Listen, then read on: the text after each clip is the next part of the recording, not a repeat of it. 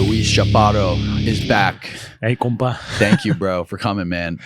If anybody knows what the is going on in Mexico right now, it's you. I mean, unfortunately, probably. You know? I wish I knew less. Dude, I could not believe what I was watching when I was watching you walk through Ovidio's house after he was captured. Yeah, man. What gave you the idea to drive to his house and walk inside and start filming? And how, and maybe for people that aren't familiar with the whole thing, just give me like a rundown of like what's going on in Mexico right now. Sure, definitely. So right now, Mexico and the U.S. is going full on after Los Chapitos faction, right? The sons of El Chapo Guzman, he inherited the power inside the Sinaloa Cartel to his three sons. Two of them are Guzman Salazar, which are like blood brothers, and Ovidio, which is a half brother of him. Ovidio Guzman Lopez is from a different mom. And this in 2019, they already had tried to arrest Ovidio in Culiacan. That's the famous video, right? Exactly. What we call it Culiacanazo, when they went apeshit against the government and forced the government to let Ovidio go, to release Ovidio after he was already being arrested, right? And so after, I guess that was like a big shame for the government. It was embarrassing to see how a kid forced a whole government to let him go, you know? So I guess he got confident in this is not going to happen again because they know what they're going to face. But it happened on the 5th of January this year. That night, they did a huge operation in a small town called Jesus Maria, which is 40 kilometers north of Culiacan, pretty close to Culiacan City, which is called the cradle of the Sinaloa Cartel. And they managed to grab Ovidio Guzman, the youngest of Los Chapitos. And in 10 minutes, they were already putting him in a chopper back to Mexico City. But the gunfight lasted for like 10 fucking hours. So it was crazy, man. A lot of people killed, allegedly mostly sicarios. But right now, there's a lot of families looking for their kids, for young kids, for women, different men around town that they say are disappeared and that they were taken by the Mexican military. Who really knows? But I mean, who really knows if they were part of the organization or not? But the fact is that there's a lot of families with missing relatives from that operation right there. So why right now are they deciding to do this? And it seems like, why do they keep going after Ovidio? Is he like a big deal? Not really. I think they went after Ovidio because he was embarrassing the government. Even before the Culiacanazo in 2019, Ovidio is very much like his dad. You know, he's flashy. He wants to be seen. He wants to be the center of attention. And because he's the youngest, he grew up differently than his older brother, Ivan Archibaldo, which is the head of Los Chapitos. Ivan Archibaldo is like more cautious, more low-key. But the three of them are extremely violent. So I guess Ovidio, got confident in like feeling that they owned Culiacan and they owned Sinaloa. He got married in, I guess, 2015, 16. And he basically shot the whole city down, you know, like he had a bunch of sicarios closing streets around the church where he was getting married. So he was already, you know, like doing too much. And I guess there is an agreement between government and these kind of organizations like the Sinaloa Cartel, where the government is like, I'm gonna do like if I don't see you, but you know, don't overdo yourself, you know, right? Like keep it low, on the low. So he was already embarrassing the government by doing that kind of like flashy shit, like getting married in a church and then closing the whole fucking town for several hours. And then the Culiacanazo was another embarrassment. So I guess he had it coming. What was the Culiacanazo? When they tried to arrest him in 2019. Oh, yeah. That's the video of him like casually on the phone calling somebody. Yeah, he was calling his older brother, Ivan Archibaldo, because Ivan Archibaldo had asked his men to put gasoline on the houses of the families of the soldiers participating on the operation. So he sent a message over the radio, over the walkies, telling everyone that if they didn't release Ovidio, he was going to set everyone on fire, including kids. It Their was like families' houses. Yeah. So they let him go. I guess that was the right thing to do, right, by the Mexican government. Like, you can grab a video or you can save, like a bunch of families. So I guess that was the right thing to do. But he had it coming. They started like following him around, and it's not that he was really hiding, to be honest. The last few times I was in Culiacan, one of those 2 times I saw him, like in the streets of Culiacan, and it was like, it was a lot of attention. He used to drive these green Defender, followed up by this black massive SUV with a mount on the rooftop to mount like a 50 car, and then 40 pickup trucks behind them. So it's like, dude, and everybody you saw him multiple times. One time before his arrest, and after 2019, very recently, he was riding around Culiacan. And everybody was like, well, that's Ovidio. That's El Raton, right? That's how they call him. So he was not really hiding. I guess he was just so confident that he was going to do the same thing again if they try to capture him, that he was just like driving around. So yeah, apparently he sort of like laid low during the holidays. He couldn't spend the holidays with his family because he thought that he was going to be a target, of course, like someone was going to be watching.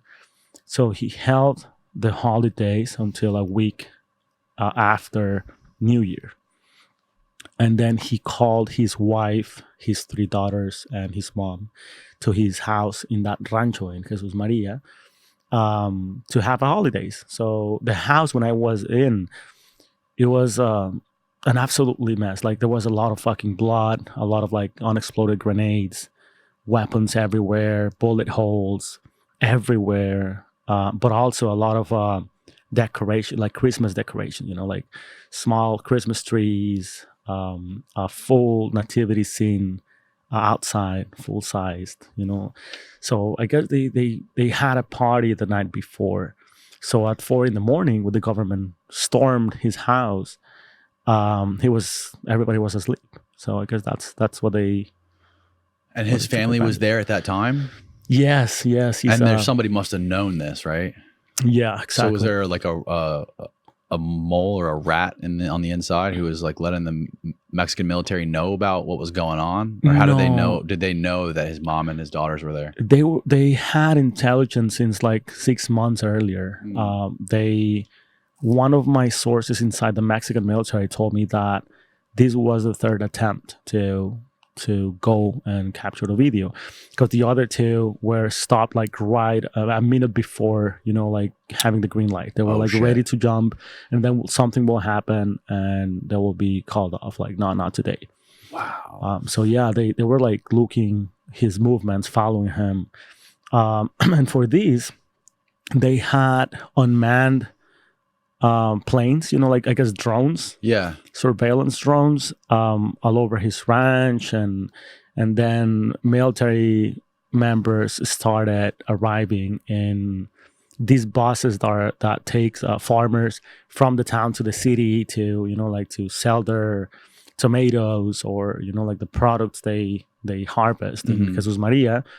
When this bus was taking the workers back in town, a group of, like 4 or 5 members dressed as civilians will jump in that bus and then stay there in the mountains, just like watching his movements and slowly putting like more and more soldiers inside Jesus Maria, inside the town. So whoa. Yeah, they really started like, they had good intelligence. Because that's what they had.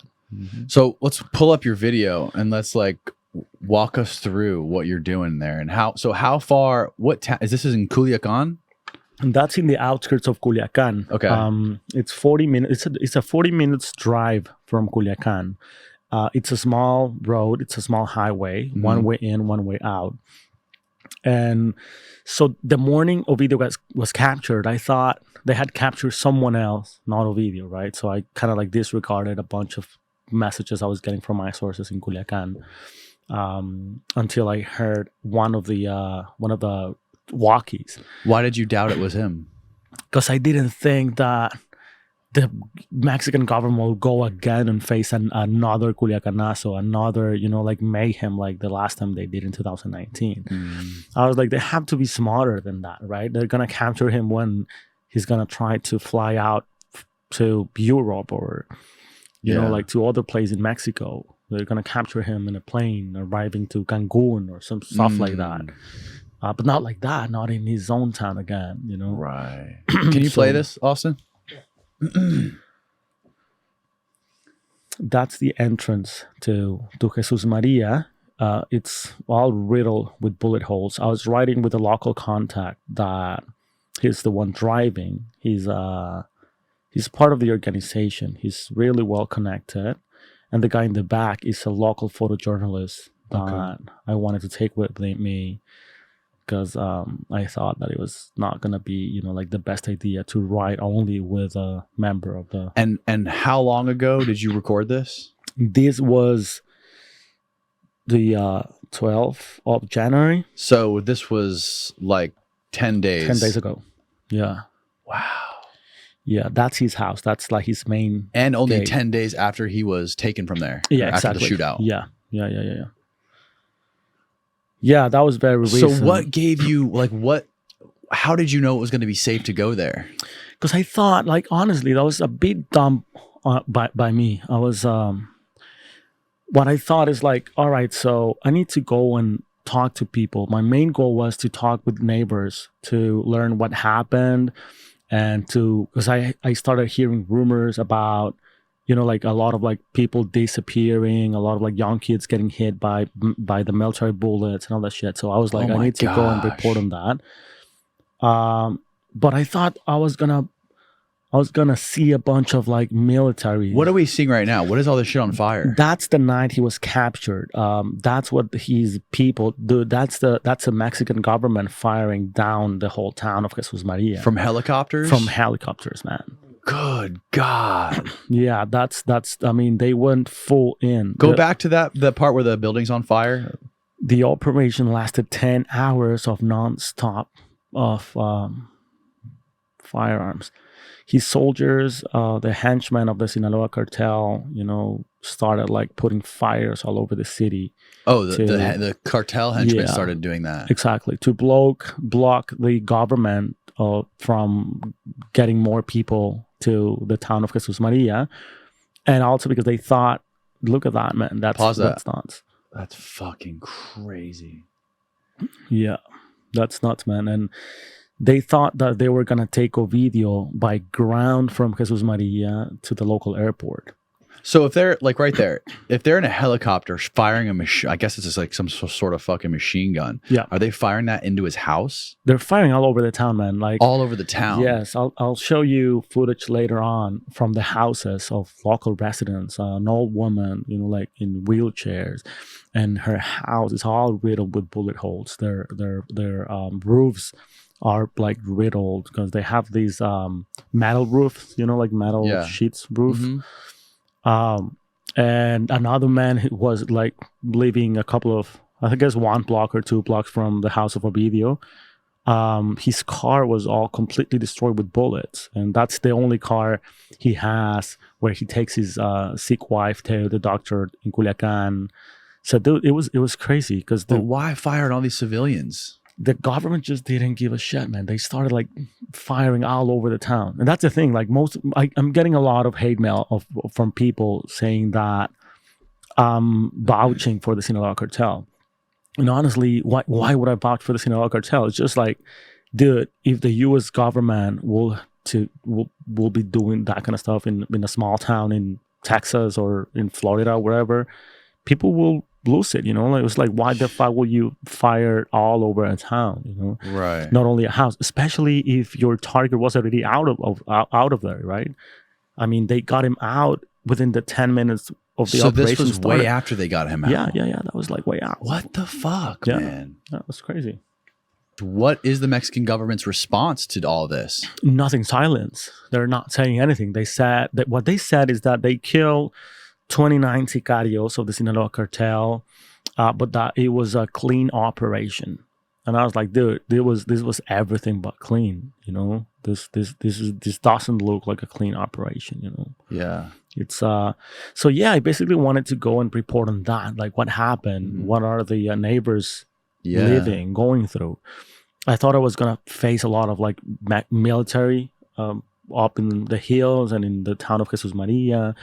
I was expecting also maybe like local press, so I wasn't feeling sketched out until I got there. That's the road to Ovidio's house, and those are his lawyers. And Pause it right there. And his mom, that's not his mom. His mom was, I mean, you cannot see Griselda Lopez. Go a little farther. But she was there. So when I jumped out of the car and saw that there were no government, no Mexican military, only 2 attorneys and Griselda Lopez, who is also flagged by the U.S. Department of Treasury for being part of the Sinaloa Cartel and is the mother of Ovidio. I was like, okay, this could go very wrong. Like from this on, we need to be like super careful because this definitely can go absolutely wrong. What was the worst case scenario that you were afraid of? I was afraid of right there. I thought like maybe I can talk my way in inside his house if she allows me to go in, because I saw them going in the house taking photos. And I asked one of the lawyers, like, hey man, what are you guys doing here? Like, are you planning on doing something? What happened? Is Ovidio, like he's good in jail. But his mom was like really jumpy. He was not happy. She was not happy to see me or press there. So she just pulled on her face mask. And she started like saying no. And then she told one of the attorneys, like, just get rid of these guys. I don't want them here.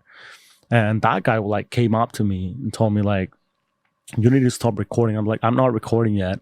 He's like, yeah, don't record anything that while we're here, just wait for us to leave. Oh, really? And then do whatever you want, but don't record us here. And I'm like, all right, what are you guys doing? Like, can I know at least? And he told me that they were going to sue the Mexican government for abuse of power and for injuring one of the girls inside the house, and one of his daughters apparently, and for stealing. Like they looted the whole house of Ovidio. Later on, you'll see video from these Rolex box, and he had a bunch of like jewelry and money around. And when I went in, it was like completely gone. And God, apparently it was the Mexican soldiers that took everything. I mean, the closet was empty, man. They took his shoes, his shirts, pants, jeans, everything. So the house was absolutely looted inside. Wow. Yeah. Okay, keep going. It looks like nothing when you're driving up there. It doesn't look like you're going into a fucking kingpin's mansion. No, exactly, because it's it's a small town, very rural. Most of the people there lives by fishing from a local dam and harvesting tomato and really? Like chili and that kind of stuff. So how bad was his daughter injured? Do you know? I have no clue, man. Like I entered one of the rooms of Ovidio's daughters, and you could see a huge blood stain, like pretty big on the blankets.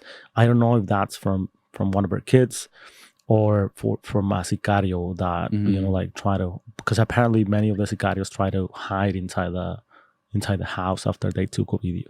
Oh, really?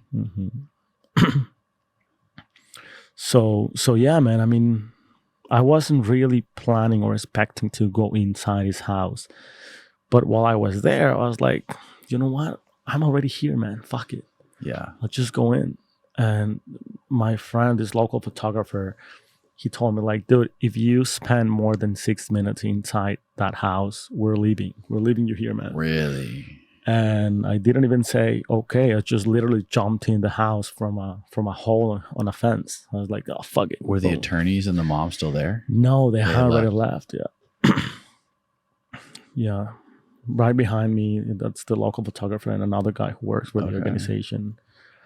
But even he called his people and told him about, like, this guy wants to go inside the house and all this shit, and they told him like, nah, just let him, like tell him to not risk it, you know, it's not worth it. But I don't know, man. I had to do it. I mean, that sneak peek reveals a lot about. Are those all bullet holes? All those are bullet holes. Yes. Pause that.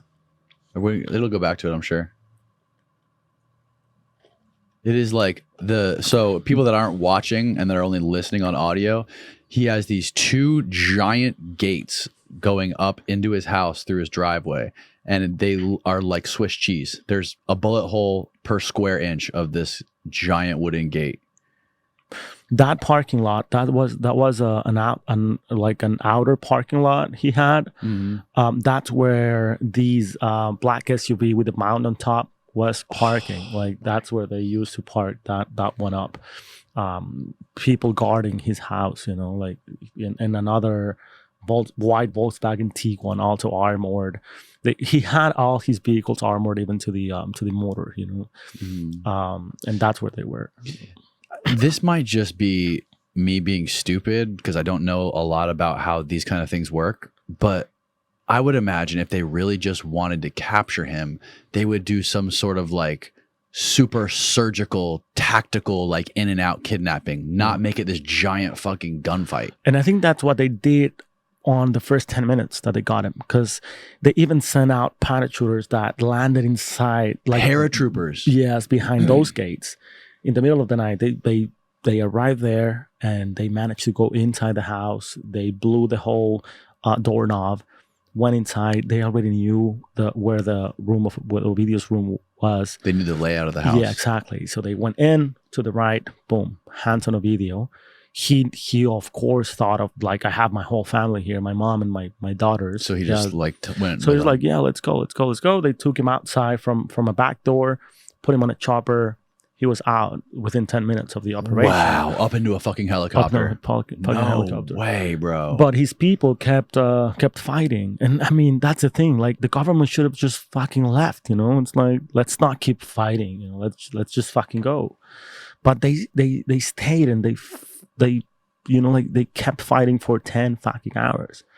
And that's crazy. That doesn't really make sense. Yeah. He was already out. If they had him out, why? What's the purpose of fucking shooting up, wasting all those bullets and shooting up all those innocent people's houses? Yeah, exactly. And lighting They shot a 12-year-old teenager that was walking to get tortillas to have some breakfast. They shot him. He's struggling for his life right now. It's crazy, man. And of course, they said he was a puntero, like a lookout for the cartel, whatever. But then it's a kid, and he's unarmed, and he was just walking down the street, you know? It's crazy, man. All right, keep going. So you obviously didn't walk through that gate, right? No, those gates were blocked, like with that's a hole. Okay. That's the hole right there. So there was no other houses anywhere near this house, right? There are a couple of houses around, but not a single one like this one. This is a huge house. Okay, what are you thinking right now? Like when you first go over that fence and you're in there with all these fucking cars shot to hell. Right there, I was trying to be seen by the neighbors that I was doing some shots of Ovidio's house to expect a reaction, right? I was like, let's see how they react. Like with me just putting a camera inside the front porch of his house. No one said anything. Everybody went back into their houses. So I was like, okay, I'm not getting any like extreme reaction from them. The sicarios that we met as we was driving in the town, they were not around. So I was like, okay, so probably they're not gonna be as sketched out with me coming in. Probably. So I went out again. Pause that. And then I found this unexploded grenade. A fucking grenade next to a Modelo. Next to a Modelo. Yeah. And that was papas. Like... Papas. That's what they call them. Like the papas, right? The grenades, the potatoes. And my friend, the one with the organization, he told me, be careful, man, because that sound exploded, and I think inside the house we're gonna see many more. So if you go inside, be careful of where you step, watch your step, Right. because you could like get blown up inside. So yes, I mean, on top of everything, I had to be careful of where I was stepping, inside the house. That's so crazy. Okay, keep going, Austin. That is wild. Yeah, man. Like it was a completely, Oh, just a grenade Yeah. sitting in my backyard next to a Modelo. next to a beer, But it's crazy because there was like no government whatsoever, no Mexican military, no police around, no one. It was like completely abandoned, and then I broke in. That's me walking inside of the front porch. And you can tell, as if you turn the volume up a little bit, you can tell like by the tone of your voice that your heart rate is Dude, I was spiked. Dude, I was with with a rush of adrenaline. You got any volume, Austin? Yeah, you hear it or No, I don't hear it. How about now? I had two cameras, my cell phone camera and a GoPro. No, I got nothing. Oh wait, now I got it. A little bit more. Someone had lined up. What is that? Those are grenades. Okay. And that's like the second bathroom, a visiting room where Ovidio's mom was staying. That's his daughter's. And that's the blood on that comforter Yeah, right there. exactly. Holy shit.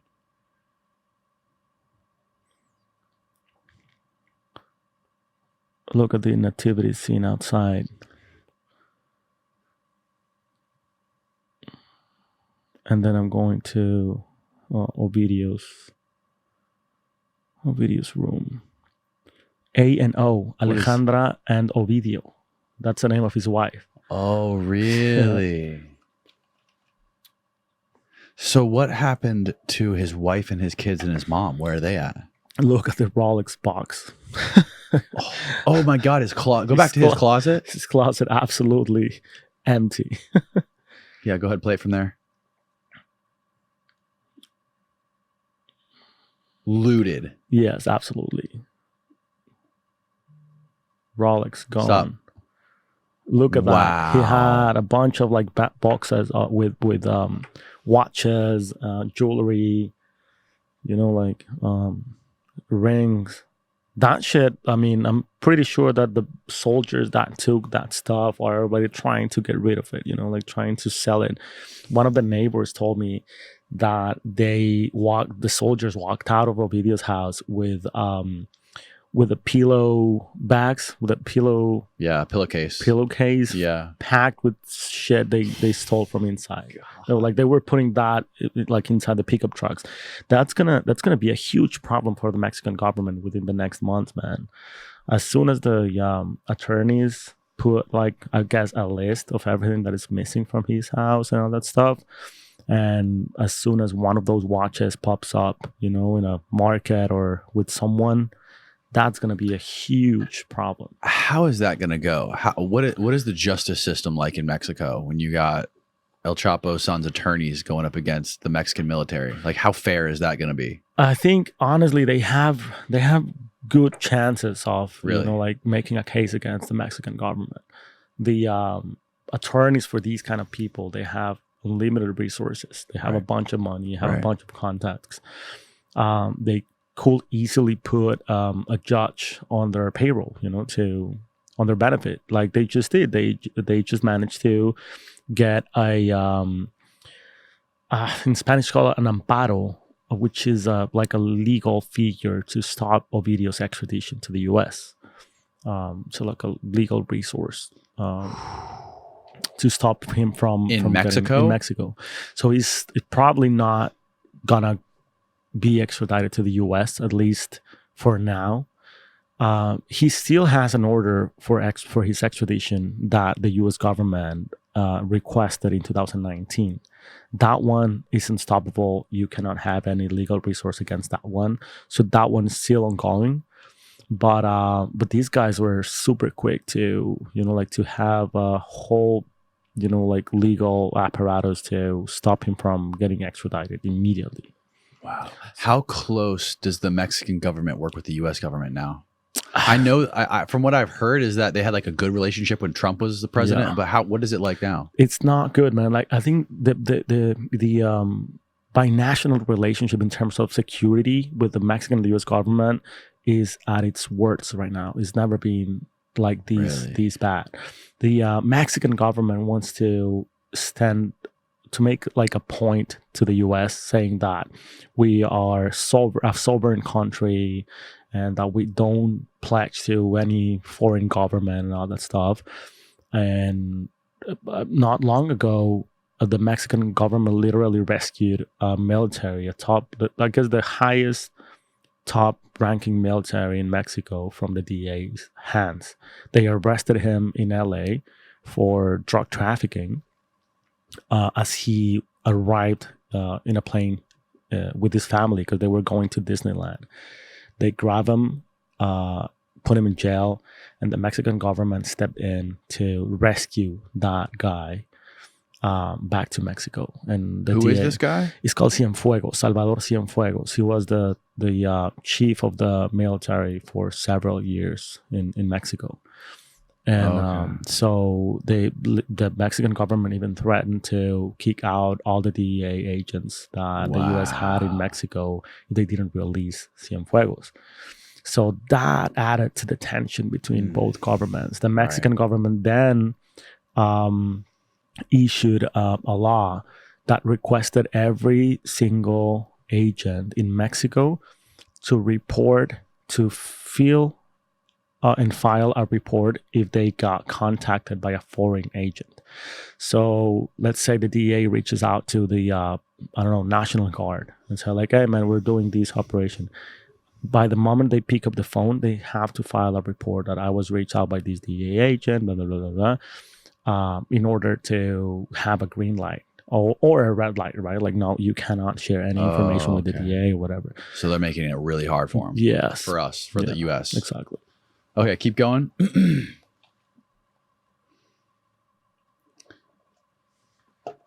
And right there, my heart really started racing right there.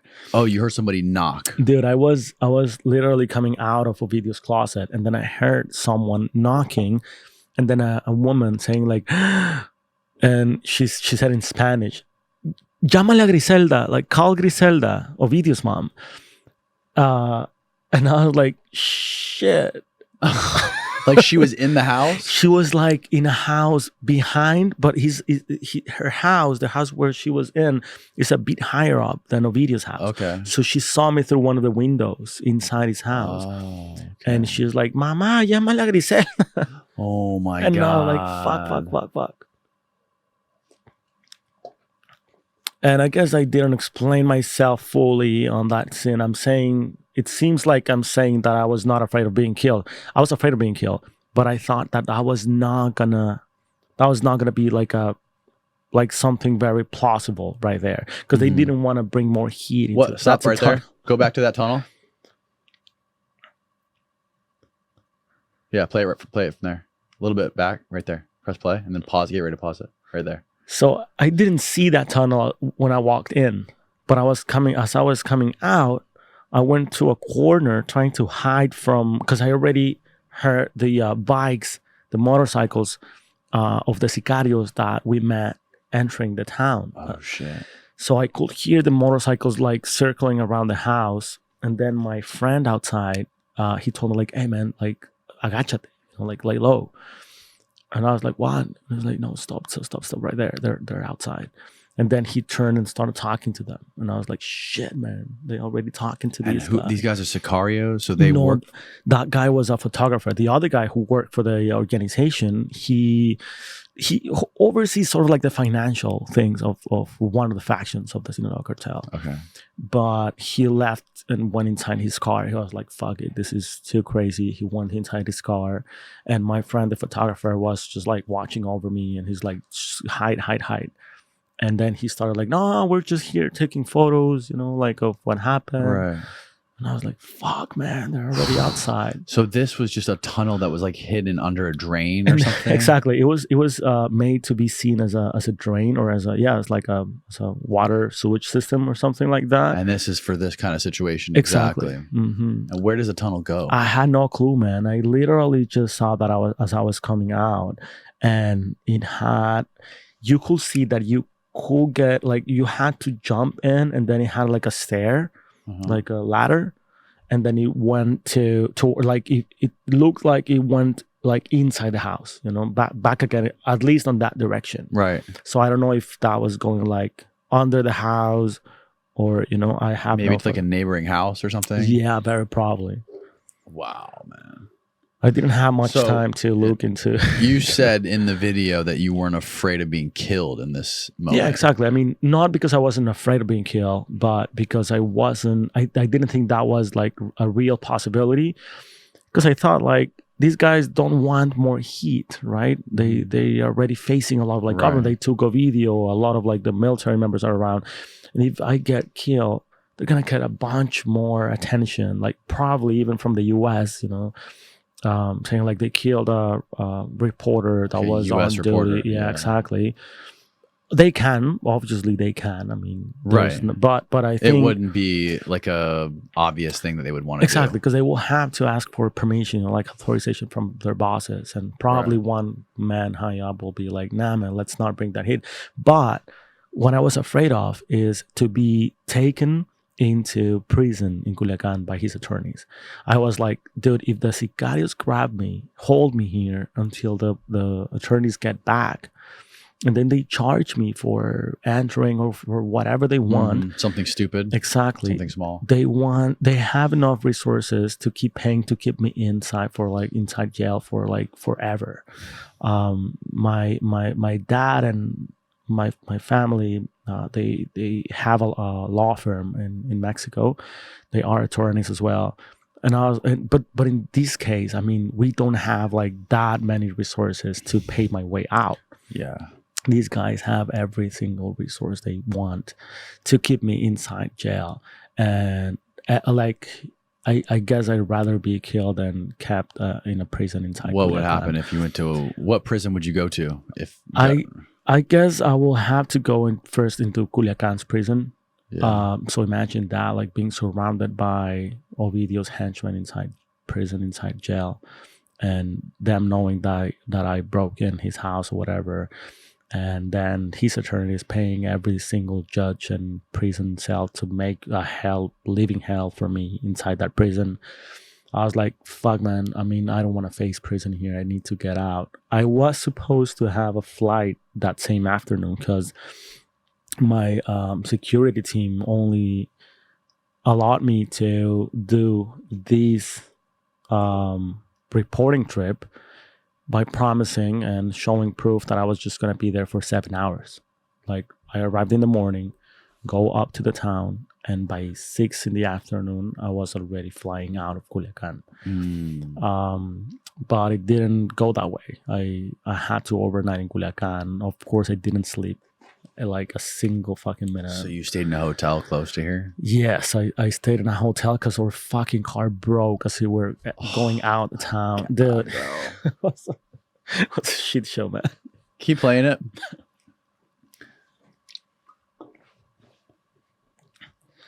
So yeah, I mean, did you say that they bought off judges in Mexico? Yes, that's something that happens a lot in Mexico. The justice is up for for the best bet.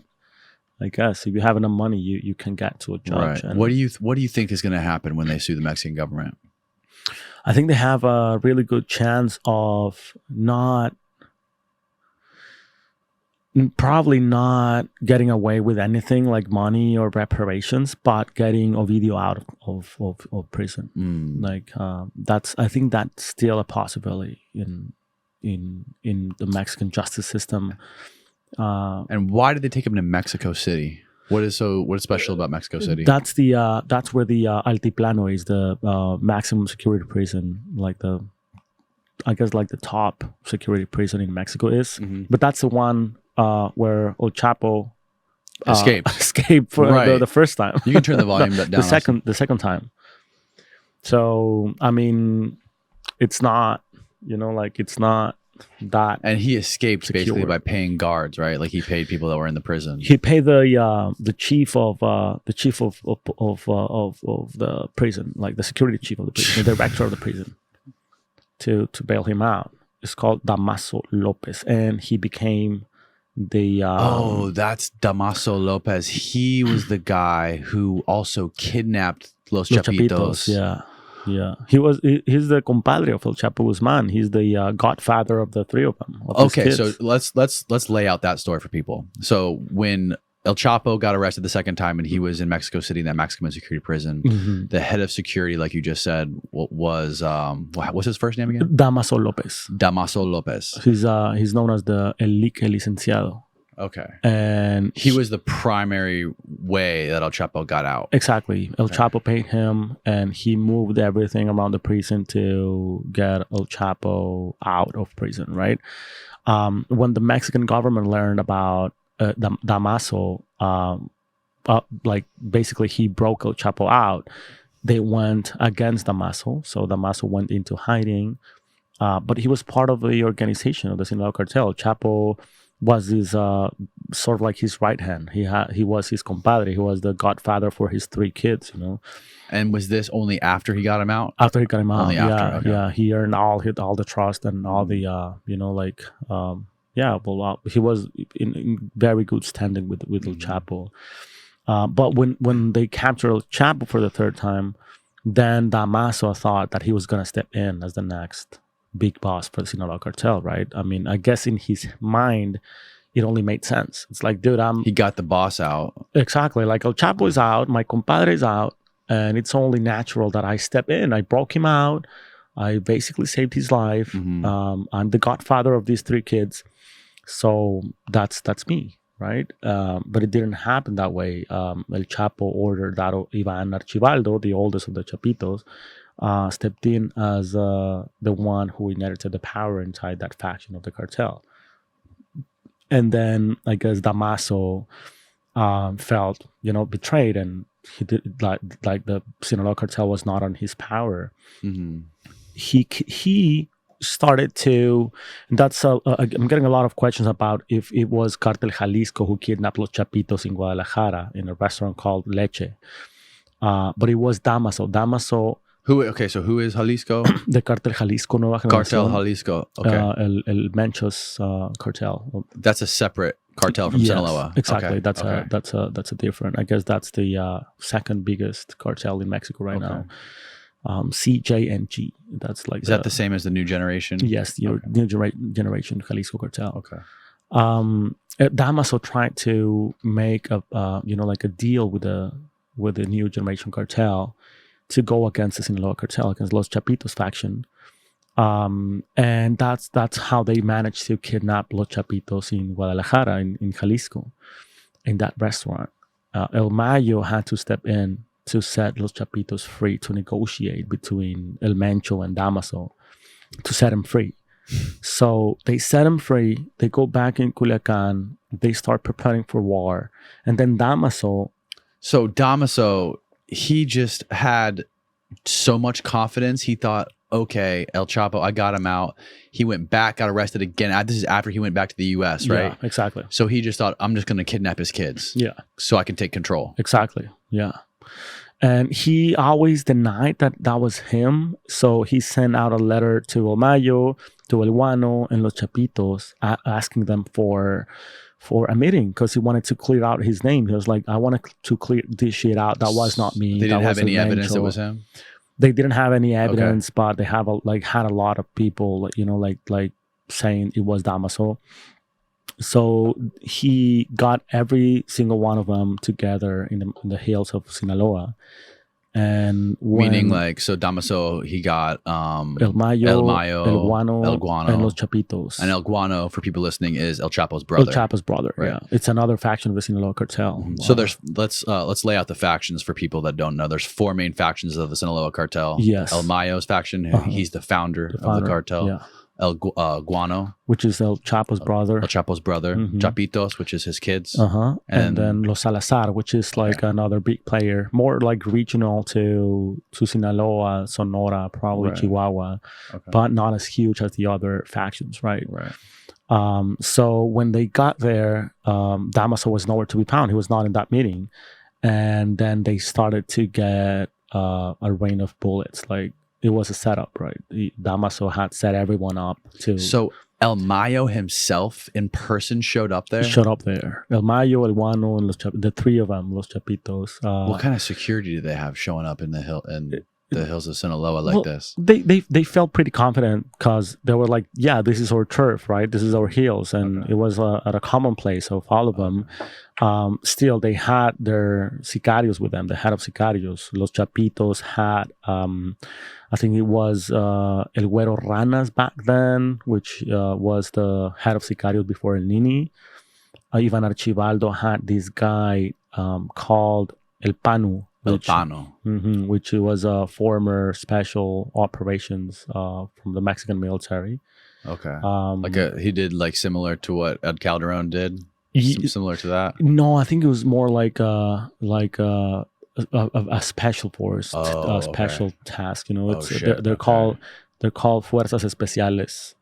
So he was like, they're very elite groups inside the. Would these be the same type of guys who kidnapped Ovidio?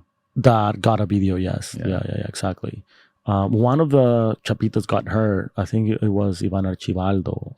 So they had to take him to a local hospital all around. And they managed to get out. And that was enough confirmation for them that Damaso was trying to take over the Sinaloa Cartel, you know. Damaso at the end was arrested. He was extradited because he was put in a prison in Sinaloa, and he was like, of course, fearing for his life. He knew that he was going to be taken out, so they extradited him on his own request to go to the U.S. Really? Yeah, and then his son. What year was this? That was, I think, 2019. Okay. 2018, somewhere around there. Okay. And then his son stayed in Sinaloa, kept fighting for a bit. And then he also went to Tijuana at the border to ask for, like to basically be arrested and taken to prison in the U.S. because he was going to get killed in Mexico. So he's also in jail in the U.S. And during that big shootout in the hills too. So during that shootout when he basically ambushed everybody, Los Chapitos, those guys, Ovidio, they were all there. Yeah. And then that was when El Nini kind of showed his stripes for the first time. Exactly. El Nini was a kid from Tijuana that, I'm sorry. A contact recently called me. He's very close to El Nini and to those people. And he told me, can I tell you a funny story? And I was like, yeah. And he's like, El Nini grew up in Tijuana and his mom thought that it was not a safe place for El Nini to grow up because she didn't want him to get too into the, like the malandros, what we call the malandros, like the bad people, like the cartel people. Yeah.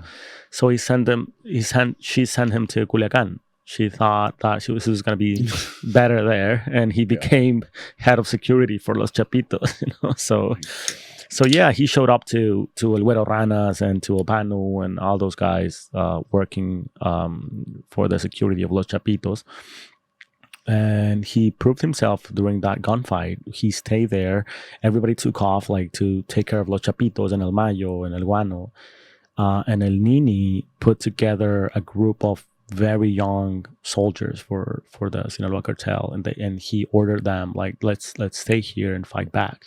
And they stay there fighting. El Nini is a weird, it's a rare, breed inside the Sinaloa Cartel, inside the cartels. He has brains and he has muscles. There's a lot of them that only have muscles, right? They know how to fight. They're well trained in the use of arms. They are colonel. But this guy is also smart. He's very sneaky. He's how pretty old smart. Is he? He should be around. Should be around his 30, 31 years old. So he's pretty young. But he started with the organization when he was around 20. So he started like really young. And what was his background? Did he have a military background before that, or No, not at all. I think he didn't even. so he learned all this in the cartel? In the cartel, yes. He by having the right or the wrong connections inside the cartel. One person introduced him to another, and then to another, and at the end he started working as a sicario for Los Chapitos, as like one of those disposable kids that they use as sicarios. Right. But he started like to prove himself with the cartel and started like going up. And when they killed El Güero Ranas, which was the former head of security for the Sinaloa Cartel, he stepped in. Ivan Archibaldo vouched for El Nini too, stepped in as head of security for the Los Chapitos. And up until this day, he's still head of security for Los Chapitos. And there was another big attempted raid on him. So they had planned to take out Ovidio and then El Nini. Yes. And they also what do they call him? They call him Chicken Little. Chicken Little. Yes. They call him Chicken Little because he's a like slim guy. He's super young. He looks even younger because he's really skinny, like white skin, and he looks like fucking Chicken Little, man. So he is one of like the most wanted people in the cartel by the Mexican military. Yes, because they know that he's a big player inside the Sinaloa Cartel. It's not only like this security chief for Los Chapitos. He's a big player. He's very valuable to the organization. And I guess what the Mexican government wants to do right now is to demoralize that faction, to make them feel that they're not powerful. They want to make a point, and that's why they took the lower hanging fruit of the faction, right? Ovidio. He was not the honcho of the cartel. He was the youngest. He was the one that El Chapo wanted a different life for. Really? El Chapo sent him to a private, very exclusive school in elementary school in Mexico City when Ovidio was really young. Why did he want a different life for Ovidio? I guess he already had fucked up too many of his kids, man, like Ivan Archibaldo and Jesus Alfredo, Joaquin, who ended up being killed in 2008 in Culiacan. So I guess he wanted something different for Ovidio, for his youngest. And he sent him to school. He sent him to this very private, exclusive school. So he's kind of like the most vulnerable one in the cartel for them to take out. Exactly. So they have the old guy, have El Chapo, and that's demoralizing enough for that faction. Now they have Ovidio, and now they want a Nini, because they want to bring down the whole Chapitos faction of the Sinaloa Cartel by first demoralizing them. And then when they're demoralized and like the other factions of the Sinaloa Cartel see them as weak, then they're going to go after Ivan Archibaldo. They're going to go after who? Ivan Archibaldo, the oldest of the Chapitos, the one who's the really head, the real head behind the Chapitos faction. So let's go. What happened with the raid of El Nini's house? So that happened 2 days after they captured Ovidio. And Austin, pull up, I think it's your latest YouTube video. Yeah, that's the latest YouTube video. If you pull up his latest video, he shows some footage inside of El Nini's house on Luis's YouTube channel, by the way, which is youtube.com. What's the name of your, it's just Luis Chaparro? At Luis Chaparro, yeah. All right, we'll make sure we link it below for everybody. That one, yeah, that's it right there. Chapitos, yes. So yeah, basically they started these operation. Pause that. They started this operation around La Hidalgo neighborhood, which is a very middle-class neighborhood in Culiacan, 2 days after they captured Ovidio. Some of my sources also started sending me messages like there's something huge going on because we're seeing a bunch of pickup trucks from the military but lights off. They're driving around the town with their lights off, circling this neighborhood. And one of my other sources told me that's where El Nini's mother-in-law lives. So apparently I was like, oh shit, they're after him. The Mexican government never said that they were after El Nini. Many local reporters said no, they didn't capture anyone. They actually killed an old man by mistake again. another casualty of the Mexican military. But they didn't capture El Nini. And then I started like looking into, like El Nini is or used to be huge on social. He's very flashy with his watches. He has like these Hubbles, like super expensive and exclusive versions of watches. He loves watches and he loves his miniguns and like those kind of like. Is he one of those guys that was like a cartel yes, TikTok exactly. kid? He's driving his Lamborghini Urus. Yeah, he drives the SUV Lambo. Yes, exactly. A red one. A red one. Mm-hmm. So he's flashy as fuck. So he doesn't give a fuck. Doesn't give a fuck. He has enough men, enough power to go around. He's like that. He's not afraid of any sort of military. Not at all, man. Because I mean, a lot of them are on the payroll as well, so they feel safe. They felt safe. Right. But when they raided his house, I saw the photo on the right with a black stripe and the white tile. Mm-hmm. With a bunch of weapons that he had on the house. So is this photo of after they raided his house? Yes, exactly. Okay. And they only said that they raided a house where they found a bunch of like heavy weapons inside, right? They never said it was El Nini's or his name or whatever. You keep playing in Austin. And then I remember that tile that is very particular with that black strip. Mm-hmm. That is the same from that photo of that. That's the last photo of El Nini with the Richard Mille watch. Yes, oh my god! Exactly. Look at his shoes. I think it's like a $500,000 watch. Yes, and that's the black stripes again with the white tile. Yeah. So that for me that was enough confirmation that they were after El Nini. And then after making a couple of calls, they told me they're after him. So I mean, again, like. These video I just uploaded on YouTube, and I said this is the end of Los Chapitos. I'm also getting a lot of like messages from, I guess, I don't know if they are part of the organization or just fucking alucines, as we call them, like fucking wannabes. But they think that I'm saying that Los Chapitos are, are ending, and I want to see them down or arrested or whatever. What I'm saying is like, This is a plan. This is the plan of the U.S. and Mexico government to go against Los Chapitos specifically. They're not going to go against El Mayo. They're not going to go against El Guano. They're going to go after Los Chapitos. That's the next target for both of the governments. But what's the point? I guess the point is to, first of all, and again, I might not have enough proof of this, but I guess if you look closely around El Mayo and look how he started to be who he is, his first connections, the guy who introduced him to the drug trafficking business, it's very possible that El Mayo has strong ties with the CIA, with at least with someone high up in the operations of like foreign, intelligence in Mexico. Mm-hmm.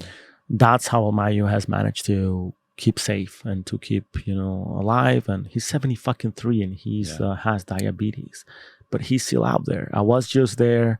I'm posting that video in a couple of weeks on my YouTube channel, where I'm hanging around with his sicarios, very young man as well, very similar with to El Mayo Nini, sicarios. With El Mayo sicario, his first security ring. El Mayo was not more than 10 kilometers away from where I was that night.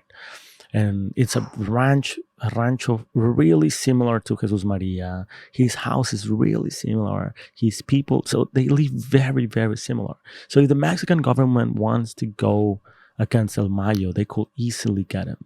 Easily. He's an old man. He doesn't even have enough, power or energy to run like Ovidio or all that shit. He's a 73 years old diabetic man. But he's really well protected, and the people in Sinaloa really loves him. The people in Culiacan and in a lot of other places in Sinaloa, they love El Mayo. They feel protected. A recent survey by a Mexican institution found that more than 50% of the people living in the three major cities of Culiacan feel protected by the Sinaloa Cartel. That's 50% on the major cities. That's not even taking into account all the small towns like Jesus Maria and these places where El Mayo lives and all this shit. Who put out a survey like that? It was a Mexican institution to Oh, really? to have an impression on how people felt about the security forces in Sinaloa, and turns out that more than 50% feel protected by the Sinaloa Cartel. So they've managed to earn a lot of like social bases in Sinaloa, and regular people they started saying before Ovidio was captured, they started putting out the word that the Los Chapitos were getting too violent. They're like they're getting too violent, man. They're getting too powerful, and they were basically asking El Mayo to step in. They were like, El Mayo is not like that. El Mayo is gonna put an end to these guys because they're getting like too violent. El Mayo was taken out of Culiacan by Los Chapitos. He was displaced by Los Chapitos. So Culiacan is owned by Los Chapitos, but El Mayo didn't want to go to war against them. So what he did is he complied with what Los Chapitos asked him for, which is paying 30% of all his operations in Culiacan. And El Mayo is currently paying Los Chapitos faction a 30% cut to use the territory of Culiacan. Didn't he help get Ovidio out in 2019 when he got caught? Yeah, I mean, there was a lot of beef as well during that operation because people started saying that El Mayo's man didn't step in to rescue Ovidio, but turns out he did. He stepped in. I guess El Mayo is cool with Los Chapitos, and Los Chapitos respect a lot El Mayo, and they owe El Mayo for that rescue in Jalisco from the hands of Damaso and the New Generation Cartel.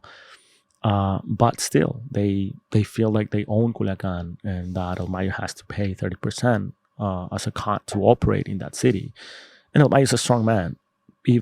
What he decided to do is like to pay and comply with what he was requested by Los Chapitos, but he started owning most of the border cities like Tijuana, San Luis Rio Colorado, Mexicali. He owns that strip. So when Los Chapitos need to stash drugs on border cities or to get drugs across, he asks again for that 30%. He gets it back. Yeah, he So gets it's a that wash. 30%. Yeah, exactly. He's a smart man, and Yeah. I don't think he is or was behind Ovidio's capture, to be honest. I don't think that's the case. Are some people saying that? There's a lot of people saying that. Not what I've heard from people knowledgeable, people close to El Nini, people close to Los Chapitos, people close to El Mayo Zambada. On the contrary, they say that El Mayo Zambada sent out a bunch of his henchmen to try to rescue Ovidio. But at the same time, I think El Mayo is a happy bystander of like what was happening. He feels that, I guess, if I know that people is saying that Los Chapitos were becoming too violent for Culiacan, I'm pretty sure he's heard that too.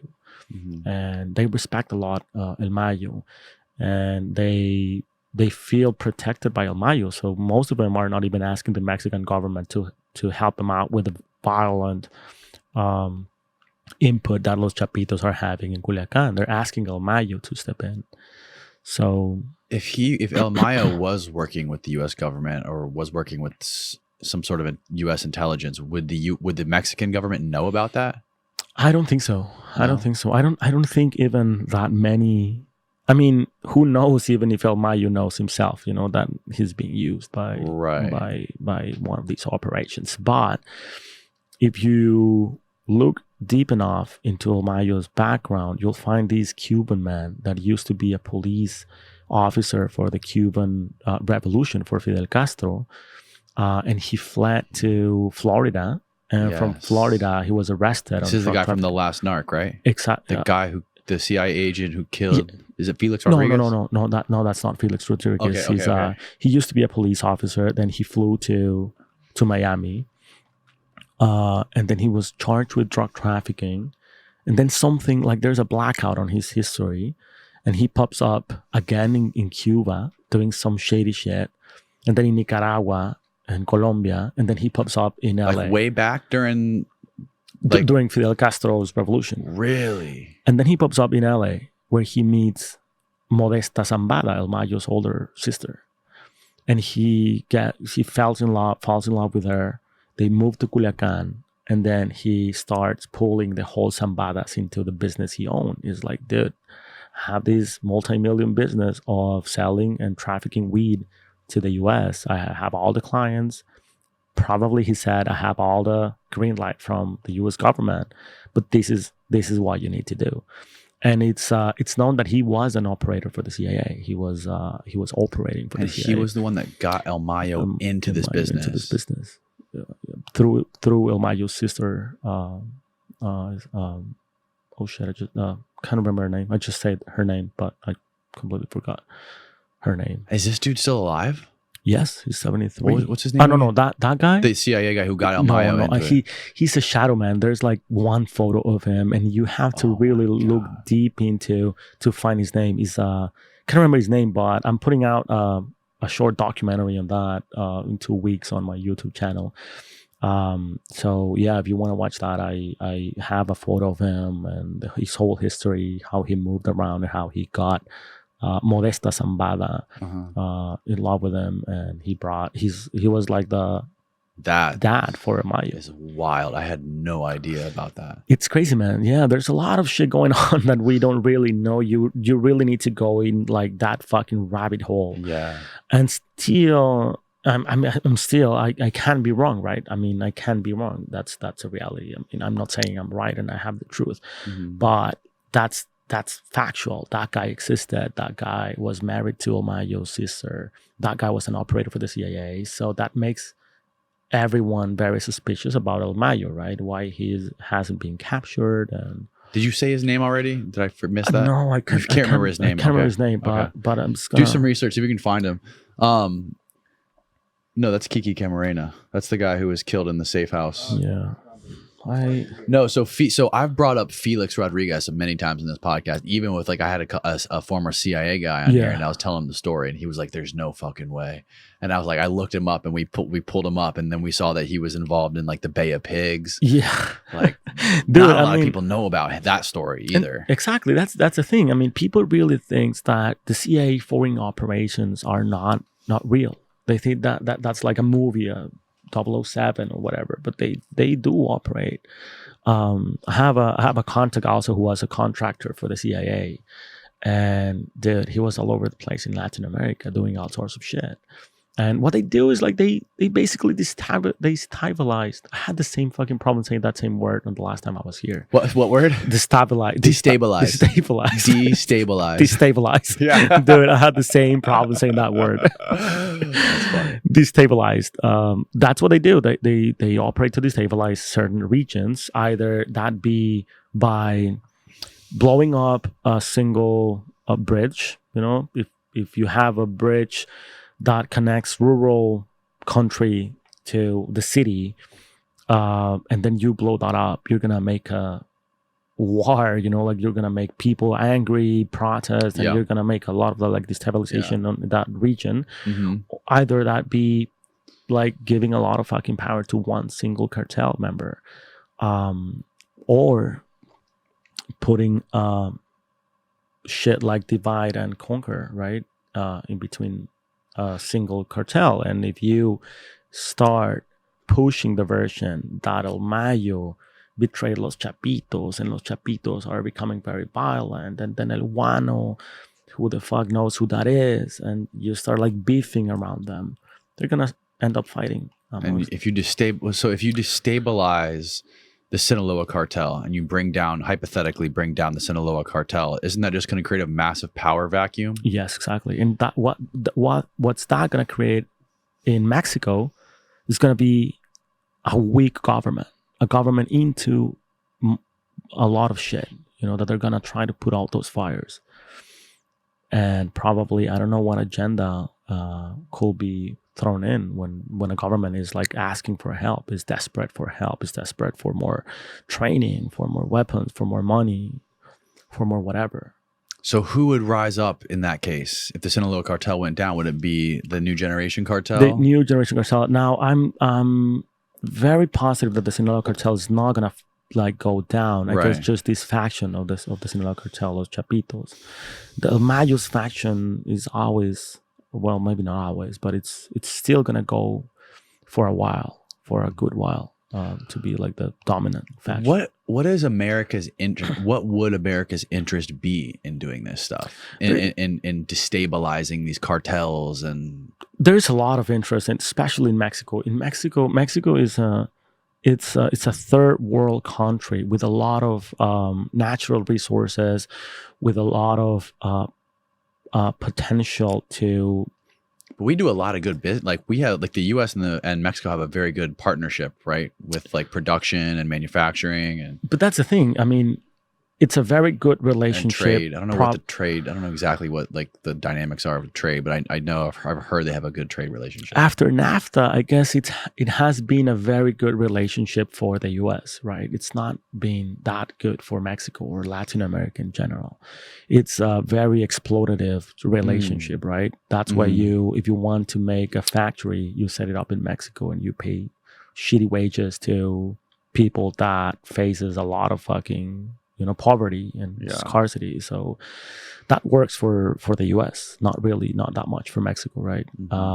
So when Mexico tries to step in with a president like we have now, that he has many flaws and he's a shitty president, but he has knowledge of the working people. He knows the working people. He knows the people who's the, like the working class and the most like, impoverished population of his country, and he tries to step in and say like, no, let's renegotiate our trade, let's renegotiate our security relationship, let's renegotiate our policies and politics.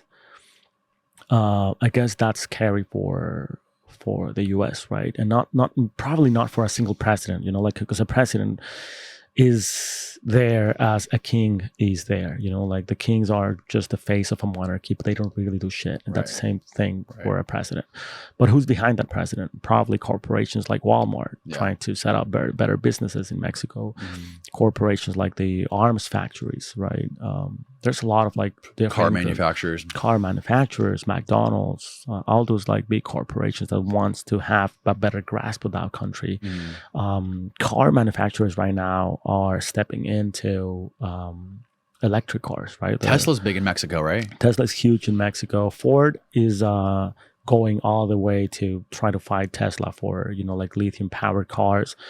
And Mexico just recently discovered the fucking biggest deposit of lithium after Bolivia. So, I mean, that has to be one of the main things that these companies are pushing for the U.S. government to fight in Mexico, right?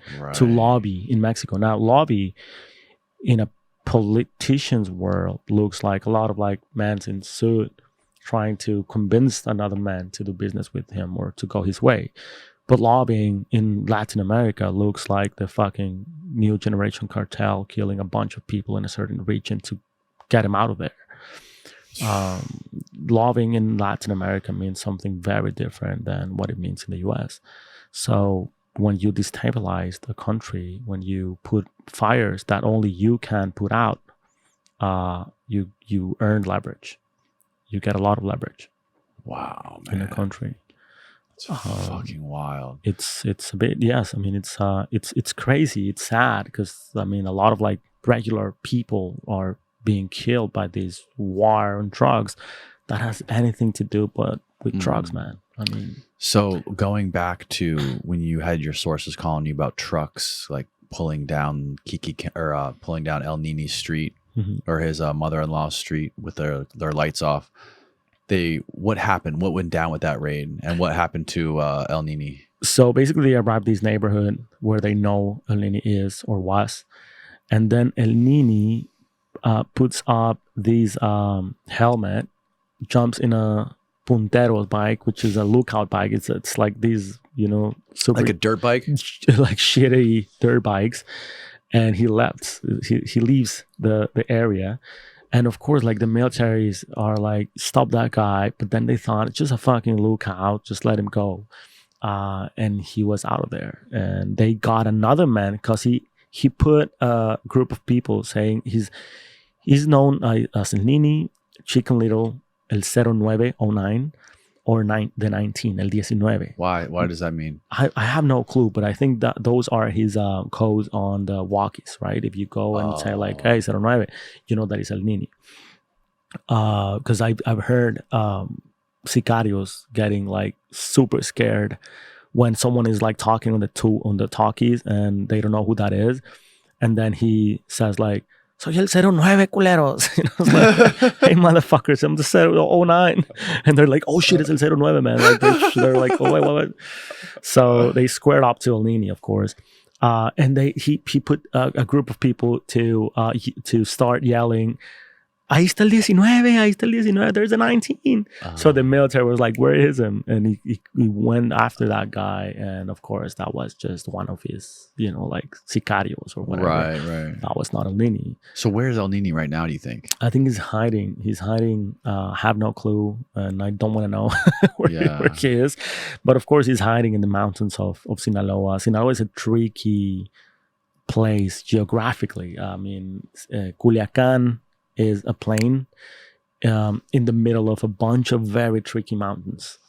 So they know all those mountains. They grew up there. Even Archibaldo, Ovidio, El Mayo, all those guys grew up from those hills. So they know those hills better than anyone else, better than the Mexican government. So if Los Chapitos are gone, who takes their place? Does anyone take their place, or does El Mayo and El Guano just sort of like absorb that? Yes, I think that's if they really go out, there's gonna be a huge gap in the Sinaloa organization, or at least in that brand, because I don't think it's an organization anymore. It's just like a brand, right? Mm-hmm. There's gonna be a huge gap, and one of the possibilities, and I guess that's why they're going after Nini, is that El Nini steps in. El Nini is like, okay, so because they imagine that he would be the first one to step in. Exactly. So I guess that's also why they're going after Nini, and not right after Ivan Archibaldo, right? The real head of Los Chapitos. But yeah, where is he? Ivan Archibaldo is like he has been seen around Culiacan because he also drives up with like 40 pickup trucks behind him and that kind of shit. But he knows better, you know. He knows better than Ovidio to don't show up in a, you know, like the only Starbucks in Culiacan with a line of pickup trucks and driving a G-Wagon. Right. He's more low key, and he's definitely more violent. He's definitely more in control of the Sinaloa Cartel Chapitos faction. I was recently inside the weed manufacturing operation they have in Culiacan, because after the U.S. legalized weed in most states, they lost a lot of money. That's where they went all the way to methamphetamine and fentanyl, right, to make up for those losses. I heard that they were actually like using, when the U.S. legalized weed, that the cartel started, because these dispensaries, they're only allowed to take cash. So now they keep all this cash in a vault in the Federal Reserve. They have these big armored trucks that take it. So the cartel have been using that to launder their money. Yes, they use that to launder money, but they use that also to, it's a trial and error phase, right? They're taking a lot of intel on how California and Colorado is making it, right? Mm-hmm. So they grab a bunch of kids from Sinaloa that were living in California or living in Colorado, that they love weed and they know how to grow that. And they set up a bunch of like a huge setup to start growing better quality weed. I went in greenhouses, state of the art. They play music 24/7 to their plants. You know, they played like from 4 a.m. till 6. It's opera, and then soft rock, and then hip hop, and you know, it's crazy, man. And then they have these huge manufacturing places where they do the pre-rolls and they do like these edibles and all that shit.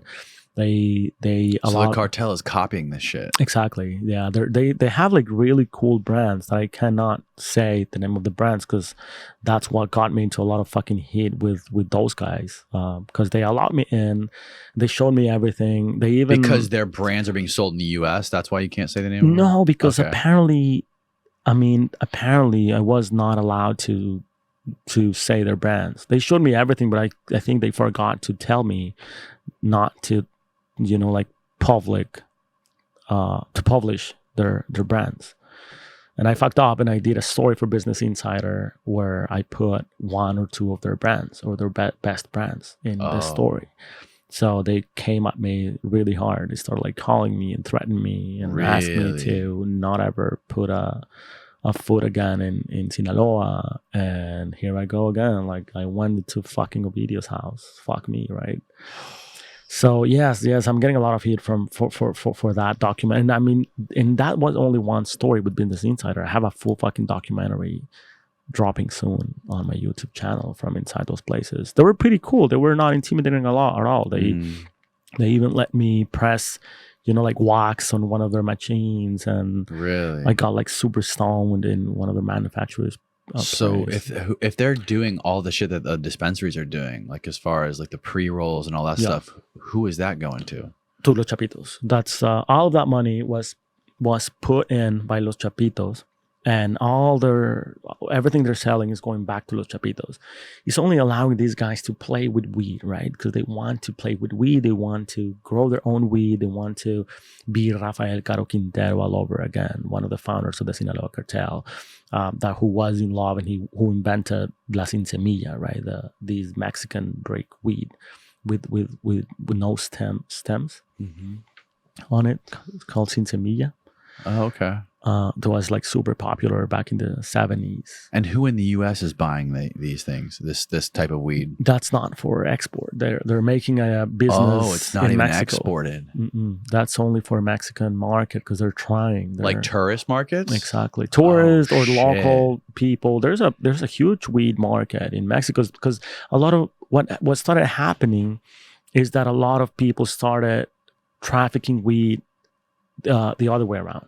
They went to LA or San Diego and then they packed the whole trunk of a car with high quality weed and drove all the way back to Mexico City and sell that shit like crazy high prices. And this was not like cartel or anything. It's just like regular people that thought that there was a market for better weed in Mexico. And it was probably really easy to get weed into Mexico. Exactly. Yes, exactly. I wrote a story back in 2009 saying that this was about to happen if the U.S. was to legalize weed. Yeah. And it ended up happening that way. And so Los Chapitos are like, you know what? This could be interesting. This could be, the national market could be like a good money making for us if we are the first ones and if we monopolize the whole fucking industry. So let's start now when it's still illegal because we have the power and the means to do illegal shit. But also that could be their way out and become eventually, if Mexico legalizes weed, they're gonna go from narcos to business owners, like what happened with alcohol. Well, they already are kind of business owners, right? It's like the drugs just got them the original huge flow of cash, and now they're into everything else. Exactly, and that's the thing. I think what they wanted is to have an exit strategy from the narco world, right? And say, if weed becomes legal, we might have a very well-established multi-million making business. How would that happen in Mexico? The same way it happened with alcohol. When prohibition in the U.S. was still in place, a lot of Mexicans were alcohol traffickers. They will, like produce a bunch of whiskey, tequila, and illegally export that to the U.S., making huge profits. And when the U.S. legalized everything, they became who they are. They own the biggest business owners in Ciudad Juarez, the guys who own the city in Juarez, in Tijuana, in Sonora.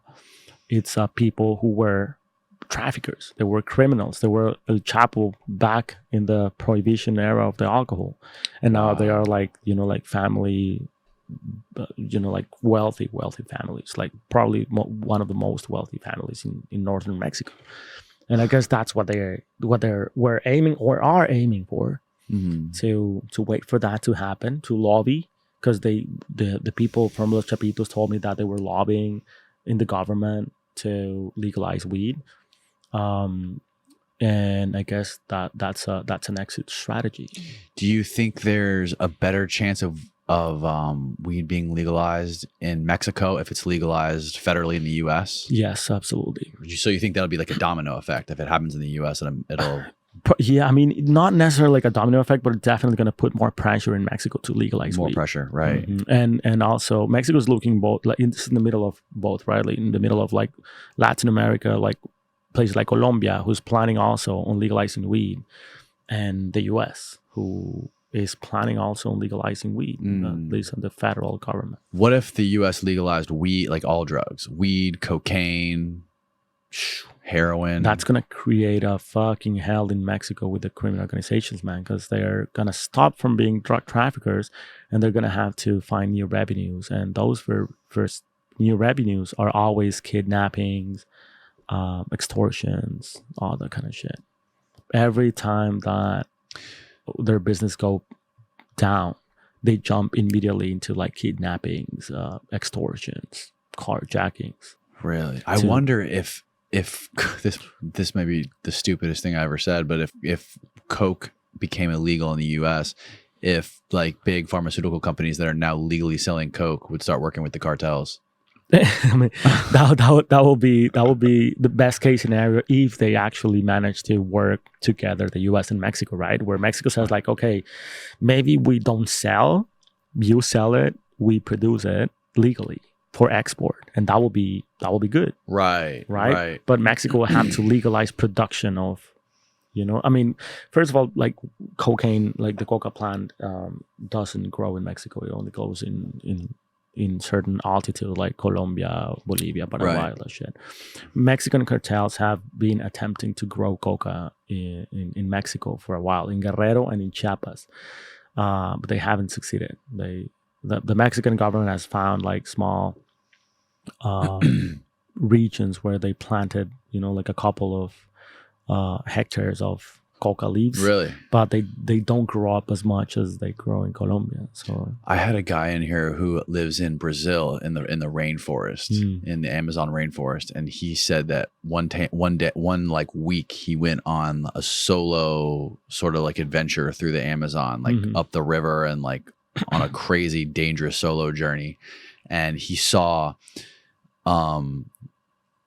whole parts of the Amazon forest that are like hollowed out for airplanes to like fly under the canopy of the forest and land there and load up. And then he also ran into a group of dudes on a boat. I think he actually caught a ride with them. There were a couple of dudes that had a boat full of bricks of coke that were just going down the Amazon. And I guess just transporting it, but I guess there's a lot of little pop-up factories in the Amazon that are manufacturing coke. And are those Sinaloa? Are those like Mexican cartels? Those probably are providers, right, for the Mexican cartels. Right. Okay. Now, the biggest factory in Latin America for cocaine production is a national park in Bolivia. It's in a national park. It's a national That's park. wild. I put up a story like a couple of months ago about that park and how they're like huge operation. It's not like they have like this small cooking sites of cocaine, right? It's huge operations, really? Like massive fucking operations, because it's a massive national park. Did you go there? I didn't, but Okay. I got photos from the Bolivian police that raided that place, and dude, it looks. See if you can find huge. pictures, Austin. I think I have them somewhere on my Instagram account, at least one of them. But if you Google, let me tell you what the name of the national park, because it's fucking crazy, man. And it's crazy that's the biggest factory right now. That's the place where most of the cocaine is being. And the government there, they obviously they can't, they can't have their hands on everything at the same time. It's just so huge. Yeah. So what is this that we're seeing? That's a photo from one of the national parks being raided after finding a massive cocaine lab, and that is happening almost on a weekly basis. That they're finding a new kitchen in that same place. So they're cooking a lot of cocaine in that park, in the national park in Bolivia.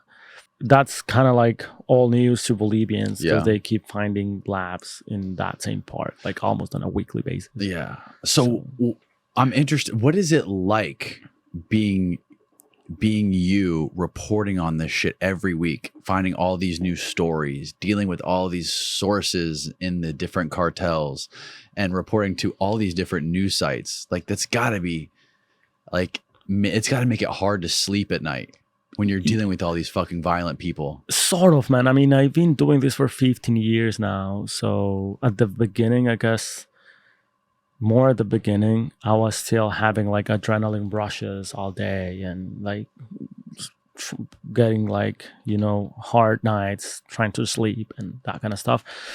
But you sort of like get used to it, you know, like to me right now, it's not that it is only a job, but I have a mechanism right now. You know, I have different cell phones for starters.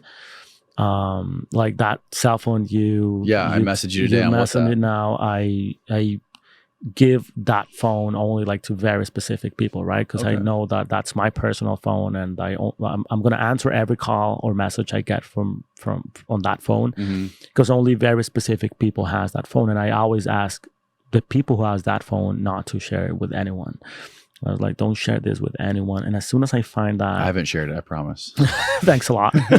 And as soon as I found that that my phone has been shared with somebody, you know, like if they told me, hey, I'm this or that, and I don't know, like Danny shared your phone with me. Yeah.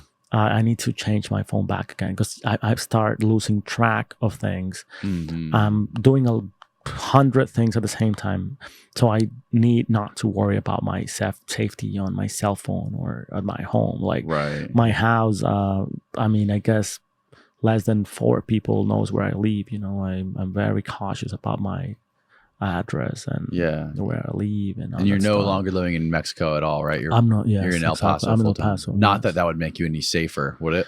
No, I mean, to be honest, I mean, I could very well be in Japan and still be out of hand reach from these people, right? I mean, if they really want to put money and resources into like getting me, they will, you know. I think it's not, I'm not that big of a fish for them or a threat or something like that. And I get hate from both sides, right? Because I mean, a lot of people say or send me messages on social saying that I work for the Sinaloa Cartel, that of course you're in the payroll, that's the only way that will give you access. And I get that. It's really complicated to understand that a guy like me could just walk inside Ovidio's house. But that was at my own risk, taking a lot of fucking risk into doing that. For some, it's very unbelievable, right? It's like, no, there's no fucking way. I mean, if there was another way, I would have said it, right? It will be even better and easier for me. And maybe I will have had more time inside his house if I had the permission of someone of the organization, you know, like touring me the house. That would be fucking cool. That would be even better than just being inside for 6 minutes, all like scared and out. I would have someone touring me the house and saying like, yeah, this was Ovidio's room, or this was his backyard, and he was here when, you know, like the military arrived and all that shit. I think people don't understand, like, to be you have to maintain you have to keep a good relationship with these people. Absolutely, man. You can't just be there fucking questioning them, pointing your finger in their face, or else you're not going to be who you are. You're not going to get the stories you get. Exactly. And at the same time, it's a thin line, because you could end up doing PR for a fucking cartel, you know, easily. Yeah. So how do you maintain sort of, or like, how do you vet out stories from your sources and know when they're trying to just make you a PR mouthpiece versus when they're actually being honest with you? I just recently burned a bridge from one of my sources in Sinaloa for the weed story, and I'm hurt by that, because he is a good source, and he's a good man.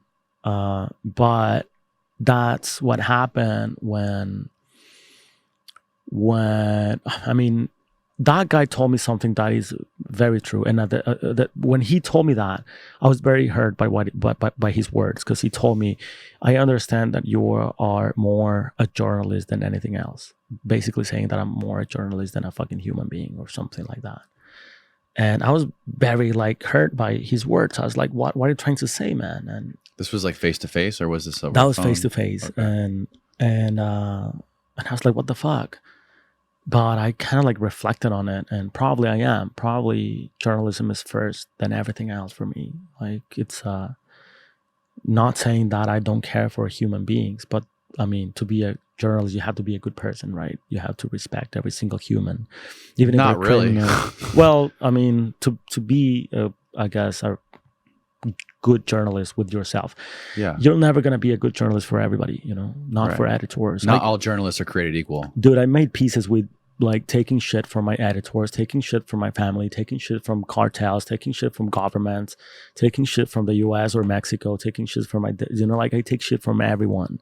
And at one point I was like, no, man, like I want to like be cool with everyone. It's like, dude, you can't. I mean, I'm going to make peace with that and be in peace with myself and the kind of journalist I am. And just keep fucking walking my way, you know, doing what I feel that I need to do. Like, walking inside Ovidio's house, at that moment, I was like, I don't know if this is on the ethics books of journalism or not, but to me, it is fucking important to go in. And this might be my last chance to have a sneak on how Ovidio was, or someone like Ovidio was living and what happened inside his place.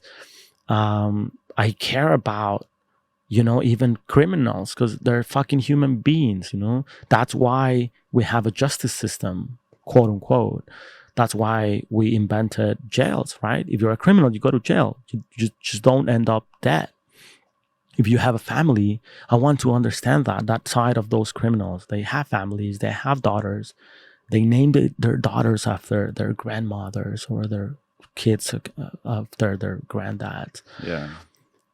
It's just regular people, and I don't know. To me, that was a major opportunity to go inside, to the house, to the room, to the closet, to the kitchen, to the bathroom of one of the major targets of the U.S. Because in the U.S. it's all like politics, right? We're handing $5 million for Ovidio Guzman. And you keep hearing that on news outlets, either it be Fox News or Vice News. Both of them keep like repeating the same thing, right? Ovidio is a huge narco. El Chapo is a huge narco. El Chapo was supposed to be the major drug trafficker in the fucking world. Mm-hmm. He's in jail, and the trade hasn't stopped. Is at an all-time high, right? So was he really? I want to find those stories, and so when he said to you, he said you're more of a journalist than a human, is what he said? Exactly. He told me, sí entiendo, me dice, he told me, like, sí entiendo, tú eres más periodista que otra cosa. You're more of a journalist than anything else. Of course, it hurt, because I was like... And he said this because of the weed story when you outed his brand? Yeah, because I had to burn that bridge for... journalism. So that was a decision that you consciously made. You basically had two options. It wasn't something that was like a mistake or something you overlooked. It was, you consciously decided, I got to sell this guy out. Yes. I mean, not sell him out, but the thing is, I guess that's what makes me respectable with these people, with these kind of people, with cartels. I never ever say something that I'm not going to do or that I'm going to do. If I'm planning on doing something different. Right. You tell the truth. That's how you maintain your relationships. 100%. I'm always telling the truth. Mm-hmm. If I tell them your face is not going to show, I'm going to make sure their face is never going to fucking show. Mm-hmm. If I tell them I need your face on camera because of this and that, if they say no, I totally respect that. That's cool, man. If they say, let's do it, then let's do it, right? I mean, I don't back up on things. Mm-hmm. So this time around, I asked, as many other times around, I need to go inside like the whole fucking weed business, and I think it's a very cool story to tell. I want to go in and show how they are making a national business, a national market, that it's not being fulfilled, right? But also how all this money goes back to Los Chapitos and how they are putting money into this. I want to show that. So this guy told me, like, yeah, come over and let's do it. I went there 4 days. We had a blast. It was pretty cool. But after I came back home, he called me and said, like, dude, just don't write anything about Los Chapitos linked to this story. And I was like, how come? What happened? And I sort of like felt that something was not right when I was reporting. Because every time I would ask something, I would ask like, so this is an operation, this is an expensive operation. I guess this is coming from the pockets of either Ovidio or even Archibaldo. And then when the guy in front of the camera will answer and say like, sí, this is coming from los menores, the chapitos, this guy will step in all nervous and like, no, pero this is a different thing, like, I mean, yes, but it's a national market. It's, like trying to, I don't know, like trying to stop me from asking or saying the name of Los Chapitos. Mm-hmm. And I felt weird, but he never said anything about anything. Later, I learned, or I figured, that he didn't really disclose what I was going to do to the people he was introducing me to, right? That I was going to write about Los Chapitos and about their multi-million business on weed in Culiacan, in Mexico. Right. But that was not on me. Mm-hmm. That wasn't him. I was very honest and very clear about what my intentions were, and I was making the right questions all through my reporting. Right. And then after I back home, he asked me not to put or link Los Chapitos to the weed business industry. So I had that was not a story. That was half a story. And I told him, dude, if I do that, that's gonna be fucking PR for the Sinaloa Cartel, man. Showing just how good of a weed you guys are doing, like are making or growing in Sinaloa, right? That's fucking PR. That's not journalism. And I didn't say that since the beginning. I told you what I wanted and what I wanted to do. Mm-hmm. He told me, yeah, man, but I don't know, things change. And I was like, what changed? He's like, I mean, they're getting like super sketched out about the weed business, and I was like, I didn't feel anything like that. Like no one was really sketched out. We even like smoked a couple of fucking blunts and have beers and everything. And he was like, yeah, but you can't put that out. I was like, dude, sorry. I know that you might get in trouble. I know that you're not going to get killed because you're valuable for them and they're your friends and they love you and they respect you. You're not going to get killed. I know that for a fact. I'm going to put out my story, man. I signed up for that. And you were not clear or completely honest with those guys. But I mean, I have to. This is what I signed up for, right? And I published the story, and he got pretty angry at me. A lot of his people also started like threatening me and telling me that I should not be saying the name of Los Chapitos and all that shit. At the end, nothing happened, right? Mm-hmm. Everybody knows that Los Chapitos control that fucking weed industry. Yeah, I'm not the first one, calling them out. I think it was a matter of him not being completely honest with the people he introduced me to. So that was it, man. And I'm still having second thoughts at putting out the documentary. Of course, I caught everybody's faces from it, all their brands showing on the documentary. I cut all that off. But it's got to be a difficult line to dance. It's hard. That's kind of like the things that keeps me awake at night. Am I doing the right thing? I'm not doing it for fucking likes. I'm not doing it for fucking views. I'm not doing it for that. I'm doing it for the story, for my own path as a journalist, to explain things, to know and learn things. And that's why I want to be very honest every time I go out there, because I don't want to have to face this kind of bullshit when someone calls me and says like, no, you can't publish that. Yeah, I want to make sure that since the beginning, they want to have their cake and they want to eat it too. They want to have the attention. They want to bring you in, but they want it to be just their way. Exactly. You can't have it that way. Not long ago, the attorney for one of El Mayo Zambada's son called me as well on my other cell phone. He gave me a call because I published a story saying that El Mayito Flaco, one of the El Mayo's sons who was arrested in the U.S. for cocaine trafficking and who was recently released. I published this story about him going to Sonora, to places like Caborca in Sonora, to still make business for the cartel on behalf of El Mayo Zambada. And his attorney called me. He's a US-based attorney. And he called me and he told me that that was not true, that his client wasn't even allowed to go into Mexico at all. So that I needed to correct my story and to, like make things right. And I was like, I'm going to stand by my sources, man. I have really strong sources in Sonora that have seen El Mayito Flaco in Sonora making business on behalf of his dad. And he then texted me something like a full fucking paragraph, and he told me, you need to put that out. And I'm like, I'm gonna quote this, but who Statement I'm quoting? from him? I thought that it was a statement, and he was like, no, don't quote me. And I was like, so I'm gonna quote your client? Is this a statement straight from El Mayito?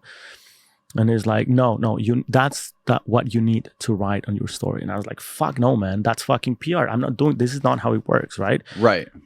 Hit me up, call me back when you're ready to give out a statement on your behalf or on the behalf of El Mayito, right, on the record. But I'm not doing PR for anyone. So I knew that could get me in trouble as well. But dude, that was the right thing to do. That was the right story. I was telling the truth. Yeah. So yeah, I mean, I've fucked up many fucking times before, and I know that I'm still gonna keep fucking it up many times in the future, because that's what I do. We do breaking news when things are happening, especially covering, writing about drug trafficking operations. It's shit that you're not supposed to know happening at that minute or during those days. So the chances of fucking it up are huge. And I guess people don't understand that, right? When you put out something really quick, when you put out an article about, they capture a video, and I talk to different sources and I have a million different versions. Right. I have to go for the one that makes more sense to me at that moment, and maybe clear it out on the next story, right? But you get a lot of shit. Like, it's just a long process of putting together so many puzzle pieces and triangulating so many different sources and finding out what's right, what's bullshit. How do I make sure I don't fuck these guys over and make sure these guys are safe? Don't compromise my source. Don't compromise myself. Right. Still have a decent story for my editors on time, which is like 2 hours from the time I learned that Ovidio was arrested. It's fucking 5:30 in the morning to me, and it's like shit. So you fuck it up. You fuck up. You fuck up in your stories. You fuck up by trusting a source that wasn't really reliable. That happens all the fucking time. It's normal. But people tend to believe that journalists need to have it right 100% of the time. That's not possible. That's not something realistic. You fuck it up, especially writing these sort of stories where there's a lot of things going on. Now back to your question, you have to have a thick skin and a cold blood and the right mindset to keep doing because a lot of times people are not going to be happy. Most of the times, man. Either I get accused of working for the Sinaloa Cartel, or Sinaloa Cartel people starts like telling me that I work for the U.S. government, or the U.S. officials say that I work for the Mexican government, and the Mexican government said that, I'm always in the middle of something. Always. It recently happened with that story from Ovidio's house. I entered with this photographer from Culiacan, and he took a bunch of pictures. And as you could see from my video, the scene has been manipulated many times before, probably by the attorneys or the neighbors who entered before, or the Mexican military, or the sicarios who stay there. Who the fuck knows? But when we went in, we made sure that we didn't fucking move anything, that we didn't touch anything. So we saw those bullets lined up on a table, that grenade lined up to a beer bottle, all that stuff. And one of the things the photographer found was unexploded bullet poked in a hole, in a bullet hole on a door. So you're telling me about this before we started. So someone poked that bullet inside that hole. Where can we find a picture of this online? I think it's on my story also with Vice. Okay, just go to just search Vice Louis Chaparro, and there'll be a list of all your articles, right? Yes, exactly. And if you go to that story, so that bullet hanging out of the wall, that was at his house. that was at his house, Okay. and it was just like one of 100 photos we took from inside his house. But somehow, this super like right-wing comedy webpage got a hold of that photo. Mm-hmm. And made a huge campaign about how liberal media was so fake, and that's why you shouldn't believe my stories because it's all bullshit because of that photo. And first of all, it's like, dude, I didn't take the photo. Second of all, How does that mean liberal media was fake if there's an unexploded bullet hanging out of a wall? because they thought that I didn't know how fucking bullets work. Oh my god! So they thought that I thought that was actually a bullet, and that was trying to make people believe that was a fired bullet, a complete unexploded bullet. Dude, I've been doing this fucking job for more than 15 fucking years. I know how bullets work, you know. Which one is it? It's entitled Chapo's son's house. That one. After Deadly Gunfight? Okay. Yeah, that one. And if you scroll down, you'll see that photo somewhere. There it is. Look at that shit, man. It's obvious, right? That it was manipulated. Yeah. I mean, at least to me, it's obvious. Now, Yeah. the Somebody photo just stuck the bullet in the hole. Exactly. And that was interesting enough for a photo. It's like, wow, someone put a fucking bullet across a bullet hole. Mm-hmm. Just looks cool. It looks interesting, but it has nothing really to do with the story, right? Doesn't really affect the story in general, especially when in the story I'm saying that the house, many of the stuff inside the house was already manipulated. One of the first paragraphs says about these lined up bullet caskets on a table. So, but I guess that was a campaign, and I'm in the middle of those fucking campaigns all the fucking time, man. A girl just disappeared in Mexico City, and then 3 days later, she was found inside a plastic bag, alive, all completely naked. What? The Mexican government is saying that she did that to herself, which is confusing.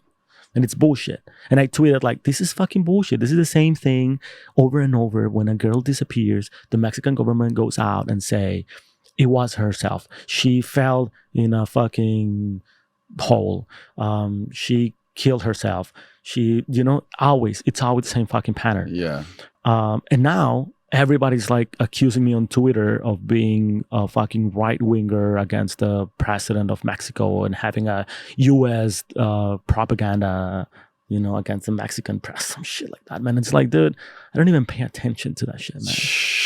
I get that from everywhere because I'm writing the news as they happen. Do any of the different, like, obviously you're doing a lot of work for Vice, and I saw recently you just did a little segment with Jesse Waters. Yeah. Do you get like them talking to you like, why are you doing Fox? No, not at all, You man. can't do Vice and Fox. Not at all. I guess my editors, they're cool with everyone, but it's weird to be in the middle of stuff like that bullet because Fox News Digital, who started the whole campaign, had just contacted me to start writing for them, right? Oh, They're like, really? oh, hey, man, can you write a couple of stories for us and this and that? Mm-hmm. And I'm always, as I'm telling you, I'm always very honest with everyone, with editor, with people. So I told that editor with Fox News, one of the things I told him was that I just wanted to write stories that I feel personally engaged, that I find them interesting enough, and that we're not part of, like a campaign or some shit like that. So I will only accept or pitch assignments that I feel comfortable enough and enticed enough to write them, right? And that's the same thing that I did for Vice and that I do for everyone, like who wants me to write for them. And what do they say? They said, of course. They're like, yeah, man, like pitch me stories that you want to write, that you feel like it's a good angle and that shit. And I'll pitch you stories. And if you feel that that's enticing enough for you, the New York Post also recently sent me an assignment, but it was a boring assignment. It was an assignment that I didn't really want to take. Yeah. So I told him like, I don't think this is an assignment for me, man. Thank you for reaching out, but I'm not like happy with this assignment. As cringe as Fox News can be, the one thing I will give them is that they'll have on people from the right and the left. Yeah. I will give them that. And I mean, that's and then the thing. As soon as somebody from the left goes on Fox News, people on the left will fucking throw them to the wolves. Exactly. And when this happened, Fox News is trying to get me as one of their freelancers. At the same time, they're publishing a story about my story with Vice. So that's how hypocritical media works. And that's what people need to fucking know. I don't stand to the left or to the right or to the north or to the south. I stand only by my fucking self as I've always been. Right. I usually report on my own. I usually go on my own with my own resources, with my own risk, with my fucking backpack.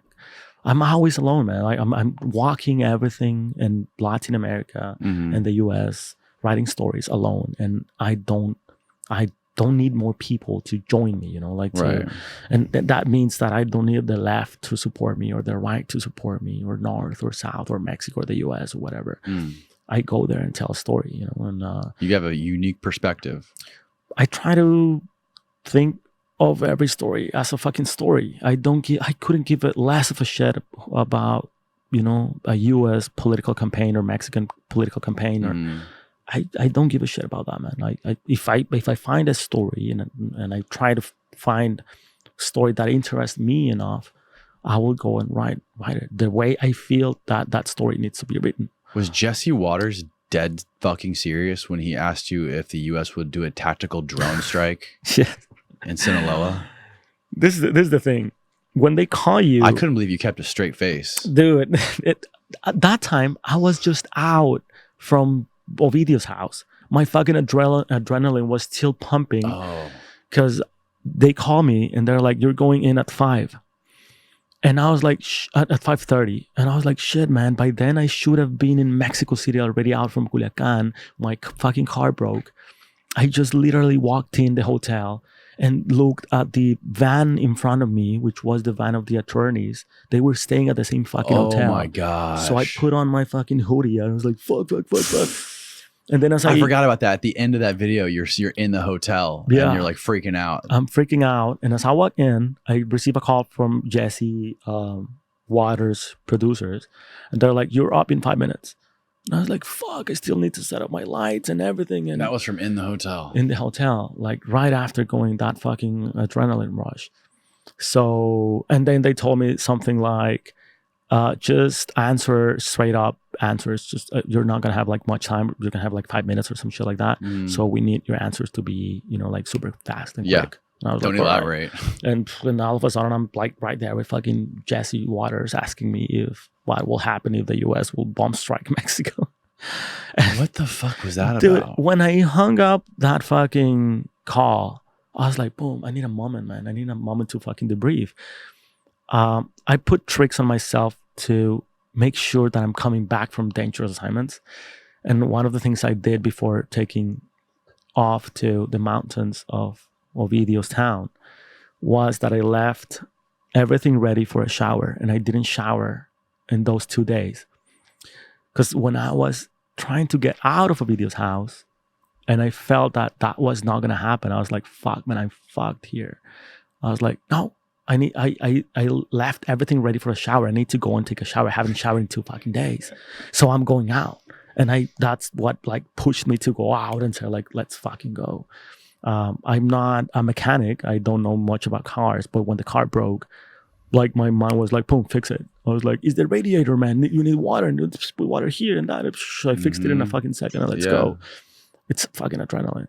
So when I finished the interview with Jesse Waters, my adrenaline was like intoxicating, man. I was intoxicated by adrenaline. So I laid on the carpet, just like thinking, what the fuck just happened?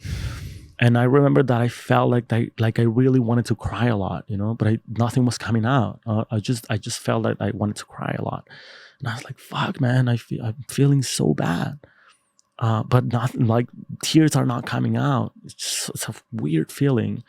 I don't know what. I guess what do you think it was from? I think I was intoxicated by. I think it was just like a come down from that adrenaline. Yeah, I think I was intoxicated by adrenaline. I think it has been a while since I didn't feel that scared during reporting a story. I think also that I realized that those words made sense for me. You know, like you're more of a journalist than anything else, and I'm like, fuck. this is probably true. I'm Yeah. risking my own life, Right. here a lot, and for a story, and I still feel that it's worth it. I don't know, man. That I guess it was all that. Like it was a reflection. I've heard stories like that from other journalists, like war reporters, that have been like specifically. I believe actually the guy who I'm referring to was either working for Vice or the BBC, and he was explaining the same thing you just explained to me. That he was in the Middle East somewhere, and he was holding his video camera, and he was in the middle of like a firefight between American troops and like the Taliban or some shit. And in the moment, his adrenaline was so peaked that he wasn't scared. Yeah. He didn't feel anything. He was just looking in that viewfinder, just making sure he got the shot. Yeah, exactly. That's what happened. Because you get so excited, you know what I mean? Because that's why you're there. That's your purpose. Like you want to go home and have the most fucking mind-bending shots of fucking firefights between terrorists and American troops, and that's fucking all that matters in the world. Exactly. And the other thing is like that's a distraction from your brain from realizing that you're about to die. Yeah. Right? You want to get away from that thought that you might actually die there, and you're like, yeah, but I'm doing my job, I need so you hyper focus on something else than the fact that you're fucking gonna die. But yeah, I mean, I go regularly to therapy, so I talk to my therapy. Yeah. I mean, that you have to, because going back from that shit to your little suburban city with a super like quiet neighborhood, and your kid and your wife and your regular life where you still have to shower your kid and make the bed and brew some coffee or make dinner for them. Debriefing from that adrenaline and feeling that you just went inside Ovidio's house, and all of a sudden next day you're back home, just being you, washing the dishes, making dinner for your kid, facing regular shit. That could be hard, going like back and forth. And then all of a sudden you wake up in the morning and someone tells you Ovidio has been captured, you need to go to Jesus Maria, and boom, then you're like, I'm gone again, and then you're back again, and then you're gone again to a different thing, and then you're back again. And then you get a call from Jesse Waters or a DEA agent or someone in the Mexican military or a narco in Sinaloa or someone from the new generation Jalisco Cartel, and still you're talking to those guys, watching your kid play Nintendo, in your living room. So you have to really have your feet on the fucking ground, so you don't like mix everything up and slash at your family or fuck up that or or stop reporting and send everything to shit. So I spoke with my therapist, and I told her what happened. And she was like, and how do you feel? And she started taking me into this journey about how I was worthy as a human and not only as a journalist and all that stuff. And I was like, wow, that's interesting that she received that from me, that I might be putting my life at risk to prove myself valuable in some way, some shit like that. So I started reflecting on that, and I'm still kind of like digesting the words of that guy from Sinaloa, from my therapist and all this shit, because I feel that I'm getting to a point where, and I remember I called a former DA agent who was, dude, he's fucking nuts. I'll share a couple of stories of him later. But he was basically this 007 agent undercover in the Sinaloa Cartel with the cartels in Brazil. He's fucking nuts. He's retired now. And I told him what happened and everything. And he's like, the most dangerous thing is that adrenaline you just felt, because that's addictive. And that's what's going to get you killed.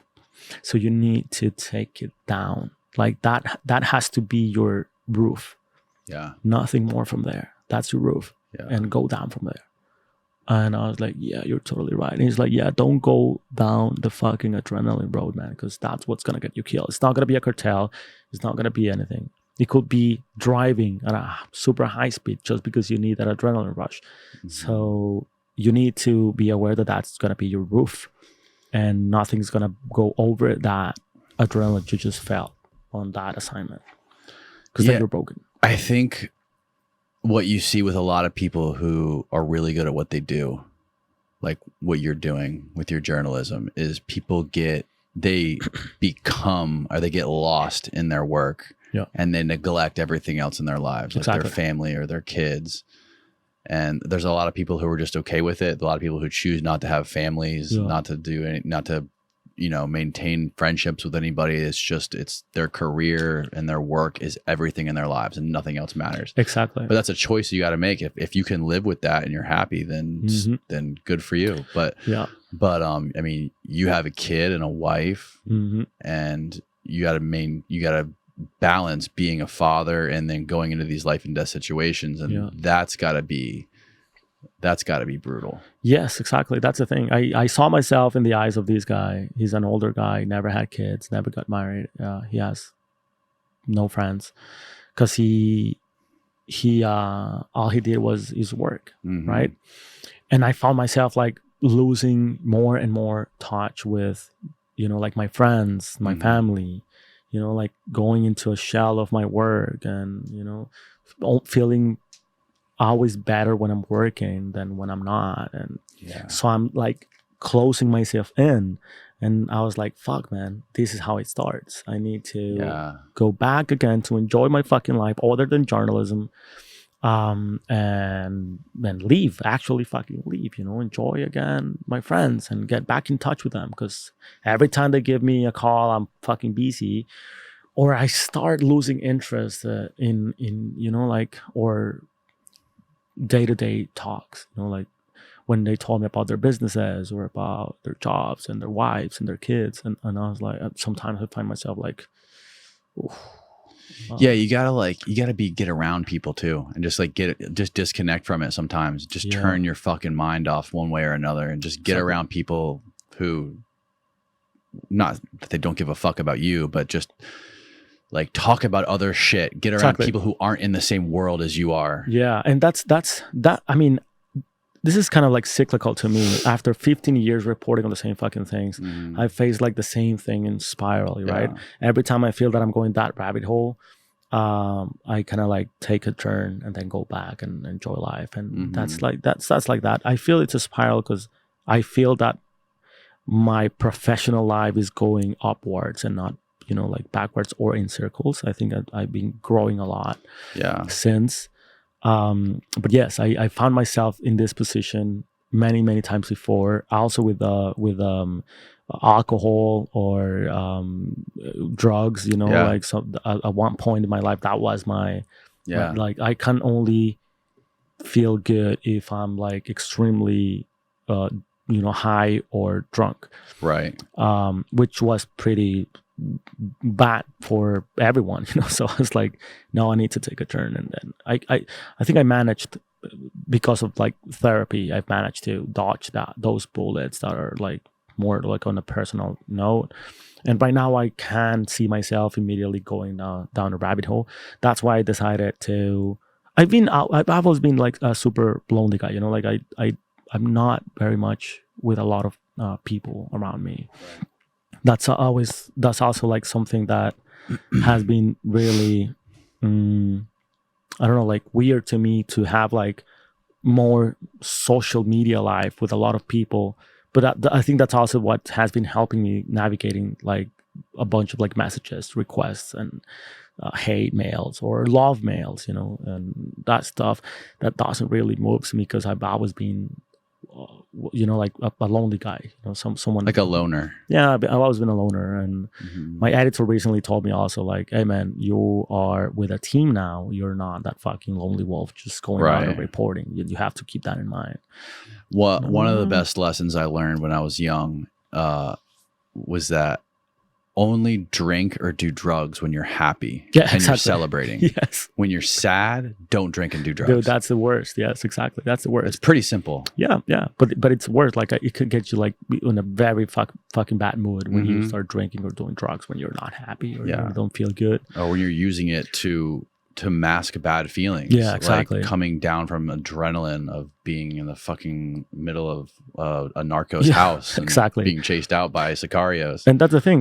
When I feel like that, I don't touch more than one coffee. Nothing that could alter my brain a lot. You know, like no alcohol, no coffee, not a lot of like spice. I do intermittent fasting for several weeks, so I can like start regulating myself back again. You know, and feeling well. And then when I feel good, I start like, you know, having a beer or two when I'm like, with my friends and enjoying conversations. And I decided not to have any journalist friend or. Do you do anything like a lot of people like have different habits to get out of their own heads?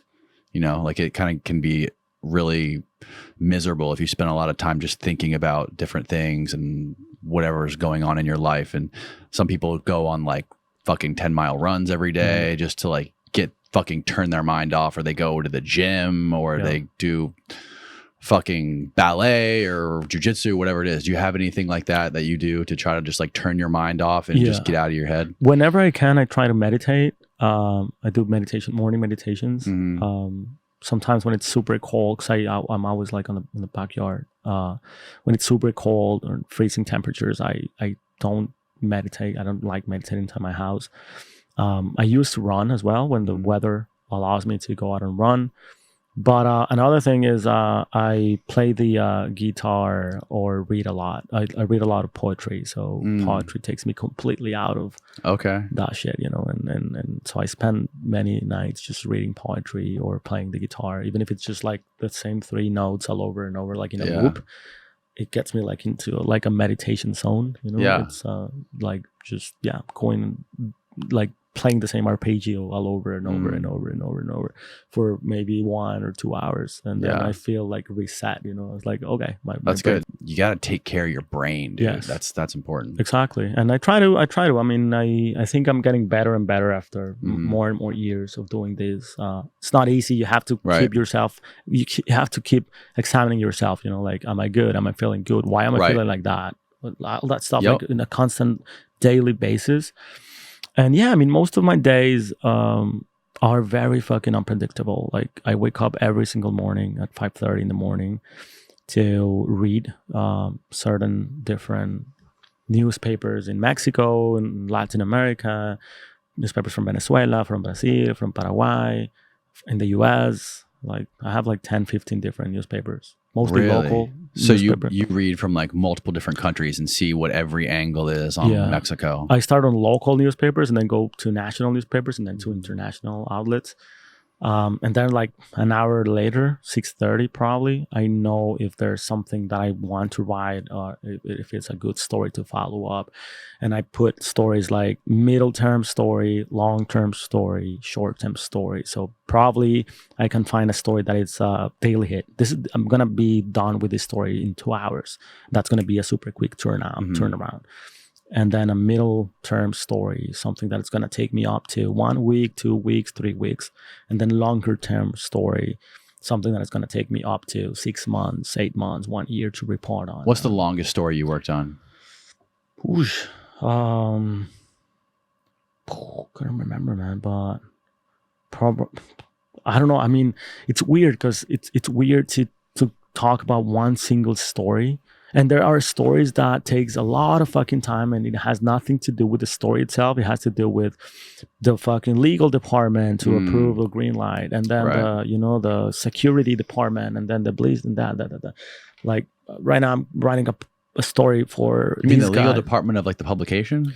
Yes, exactly. Okay. Sometimes, most of the times, like not every single time, but many of the stories I write needs to have approval from the legal department because they are on sensitive issues or, they involve the government or that kind of shit. Right. And then also... I just cut you off. You said you were working on a story with a guy. Yeah, with these guys called Rest of World. Dude, I love those guys. They focus on technology to tell very compelling stories. You guys should check them out. They're super fucking cool. Rest of World? Rest of World. And they're pretty new. They're pretty small. But they're doing like great fucking job, great fucking reporting all over the world.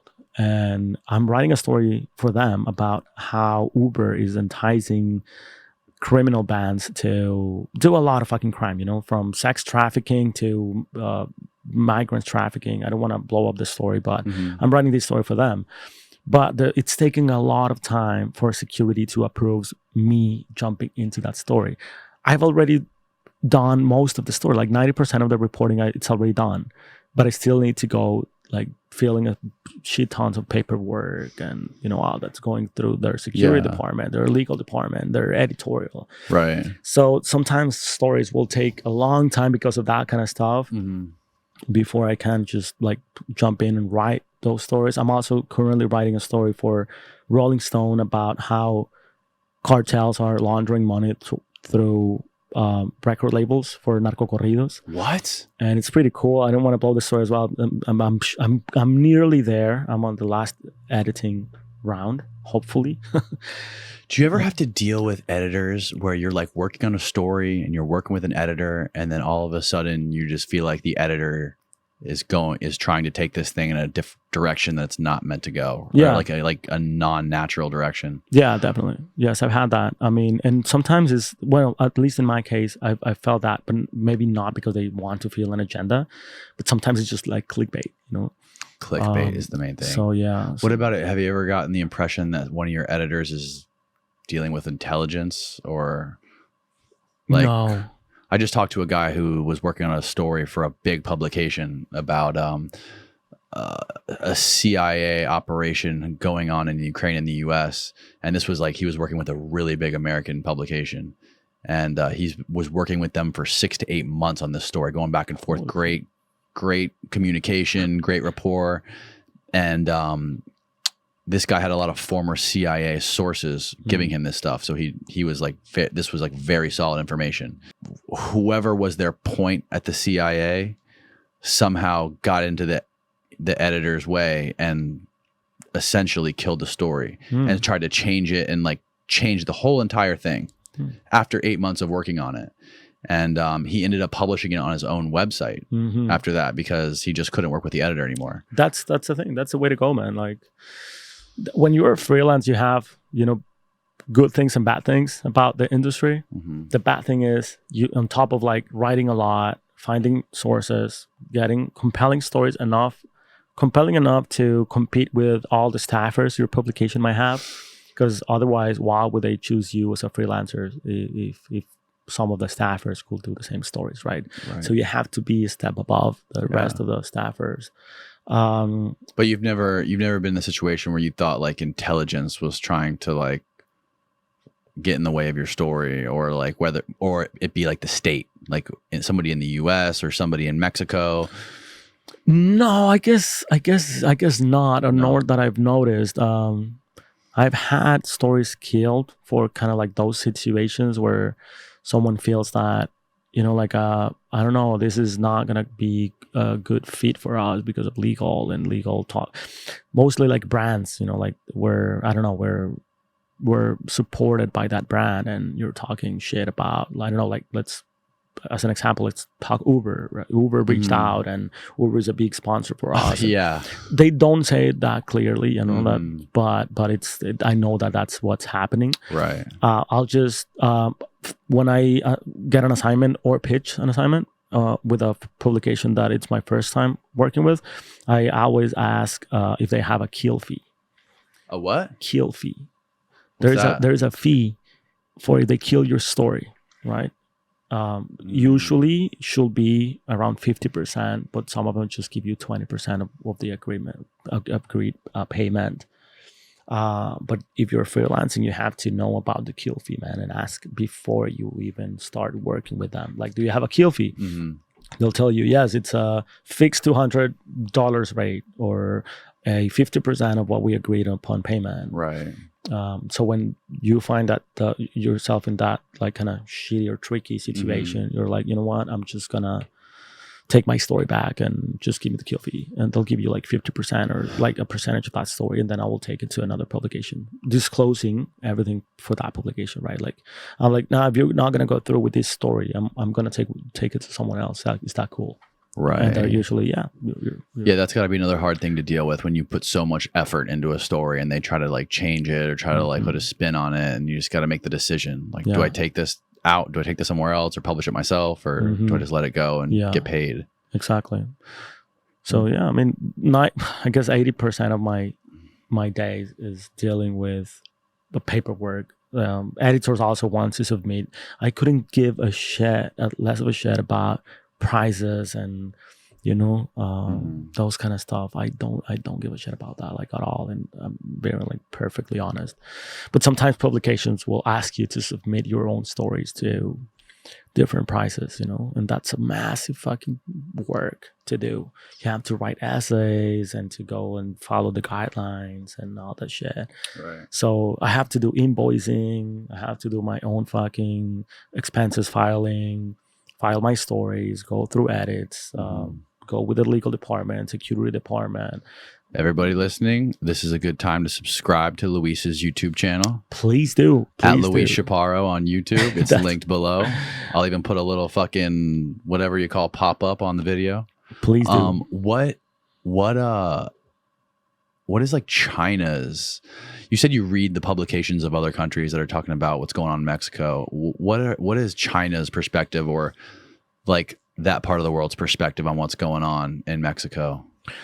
China has never been closer to Mexico than what it is now with this government. And I think it's because they know that they can't bank on this government being lefty, being more prone to the left side of the world, and the embassy in Mexico, the China embassy in Mexico, is now booming. It's having a lot of like parties and celebrations and meetings and all that stuff. Dude, I mean, and their investment is, I think, twice or three times the money that the U.S. is putting in Latin America. The China investment towards Mexico and Latin America in general, I think it's twice the budget of the U.S. What the money. Wow. So it's they're putting a lot of fucking money, man. Yeah, they're putting money everywhere. A lot in Africa too. Yeah, exactly, man. They're using Africa as a proxy, and I don't think it's a coincidence that the new generation cartel is also like having massive operations in Africa. Are they really? Yeah, they're having like a massive fucking operations in Africa. Africa has one of the, if not the largest, local drug selling industry, right? The street selling. The local market for drugs in most African countries like Burkina Faso and different countries in Africa, it's a huge market. And El Chapo tried to earn that market, but apparently he couldn't get his organization to break a deal with the local organizations in Africa. But the Cartel Jalisco, the new generation cartel, is popping up really hard in Africa very recently. And if you go to my Instagram as well, you'll find a story about. But it was Instagram. About this guy. Are you talking about? I think we've talked about this before, or maybe I talked about it with somebody else. But it's called something Guinea-Bissau country in like northwest Africa, where like the head of the navy in the country was importing all the fucking cocaine. Very, very fucking probably we did. I mean, I guess Sinaloa Cartel is now huge in places like the Netherlands and Spain. Netherlands, in Antwerp, they're popping up huge. Spain, but they need Africa because most of the drugs coming from Latin America places like Bolivia or Panama or Colombia that are meant to be for the Europe market, they stop in Africa. They come through Africa. So I think the new generation cartel is a step.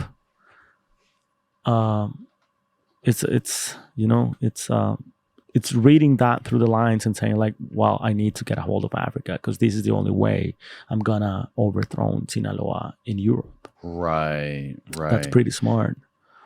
And yes, I mean, I can't remember the name of the guy, and I should have it somewhere around my So what is as far as like the media and like what's being published in the media in Europe and China and wherever else, Latin America, what is like the media narrative on what's going on within the cartels and their relationship with the U.S. and like I'm interested, like what does the Chinese media say about these cartels? Honestly, I don't know, because I mean, what we get from the China media in English is mostly English washed. Right. So it's kind of like the same. If I cold read Chinese, probably I will have a really interesting, knowledge about how they're looking into Mexican criminal organizations. But for what I know, China has always said that they don't have a precursors problem, because all of their businesses making precursors that are used to make fentanyl and meth are regular, legal, established business in China doing, I think it's like cleaning product precursors, right? Precursors to make Cleaning products. That's what they call it. But I mean, they're sending shit tons of those precursors to Mexico through Manzanillo and Acapulco and Mazatlan. So, and the US have been going hard against this guy called Fat Yep, which is like El Mayo Zambada in China. And in China, he's one of the most respected businessmen, and he operates freely. A guy, writer and journalist that I just recently met, and we're putting together a conference called From China to Mexico, the Fentanyl Trade. When I was inside a laboratory in Sinaloa, of a fentanyl laboratory, he was meeting Fat Yap in China, playing buyer from Mexico. Who was meeting? This fucking journalist from the US. Oh, and shit. he has photos with Fat Yap and his daughter. And dude, we're putting together this fucking conference that I think is gonna, because we're gonna tell the whole fucking story from inside these two major organizations, criminal organizations, sending shit tons of fentanyl to the US. I guess he's the only one, or one of the few, that have had access to that guy in China.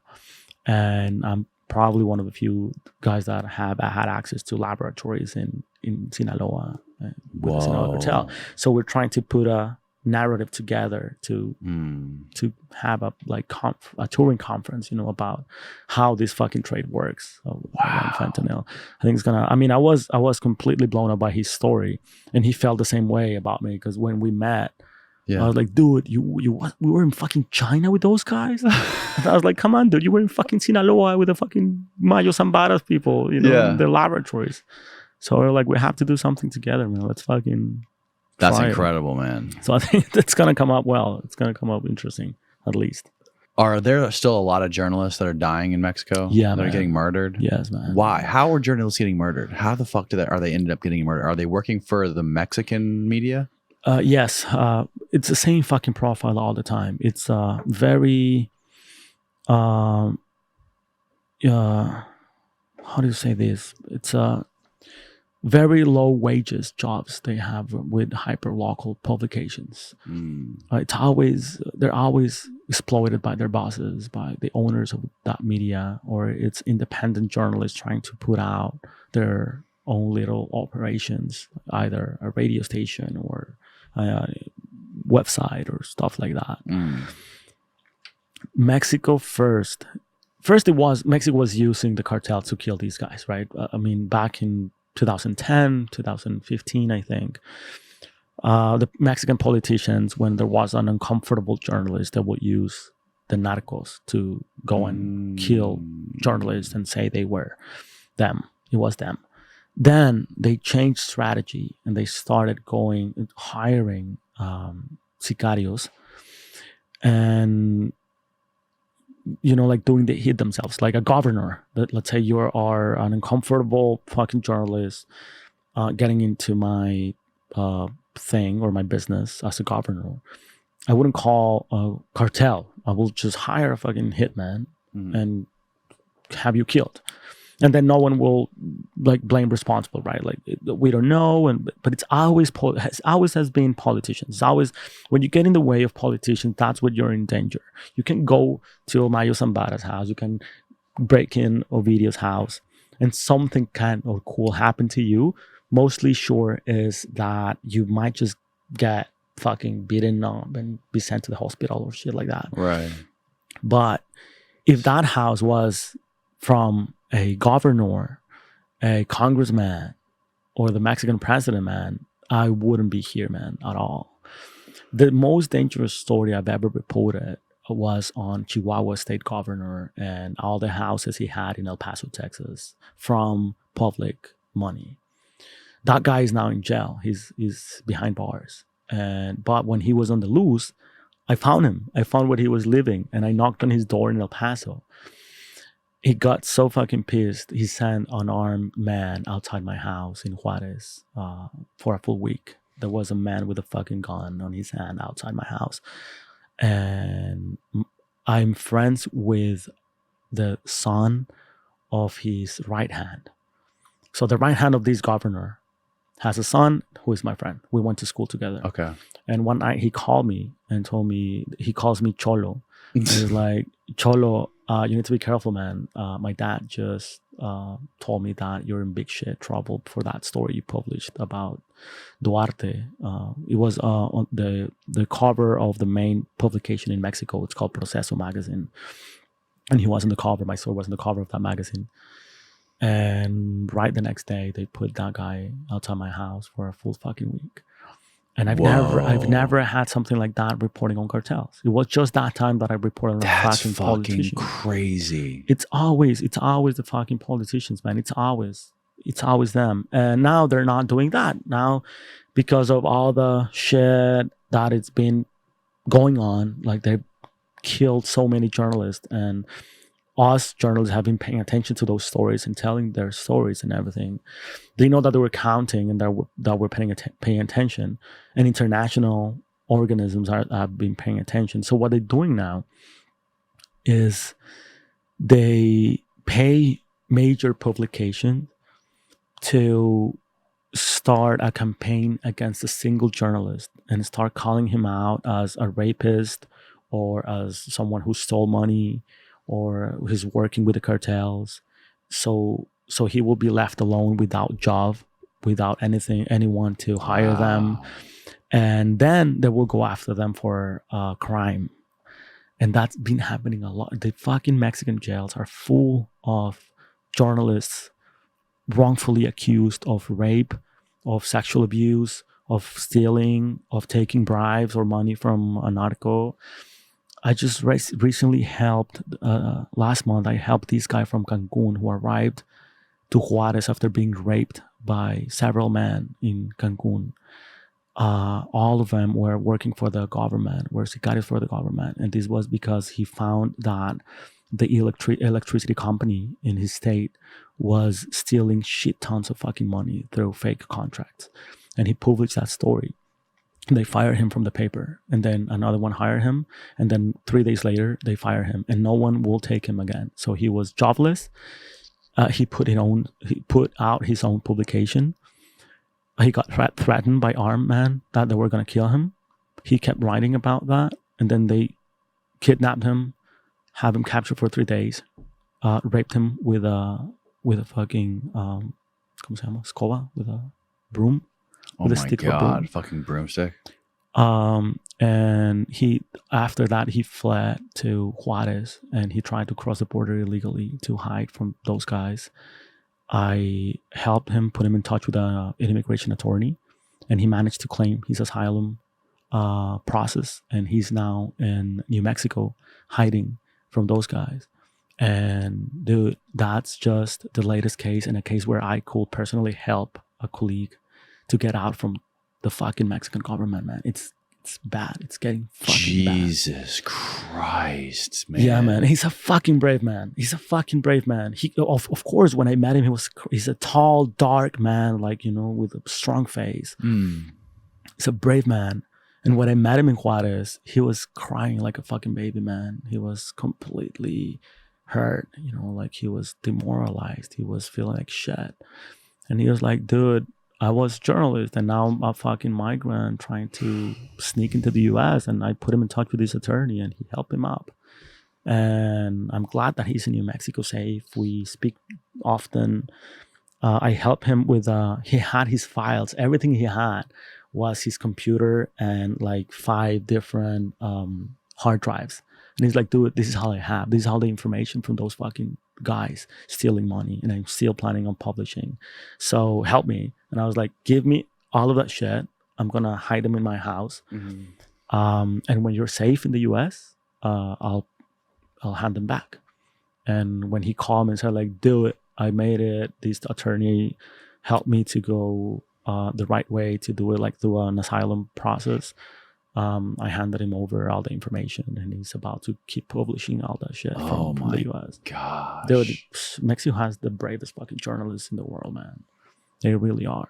I mean, I feel like a fucking joke, like to the side of those guys. Those are the real fucking guys reporting on Mexican corruption and Mexican politicians. How often do you report on the corruption that's going on in the government there? Not often, man. Do you have any sources that are close to that, or are they fucking hard to come by? I mean, the hardest part is they always they always have an agenda. Yeah. So I try to stay away from filing agendas from one side to another. Right. They always have they either have an agenda or no pulse. Yeah, exactly.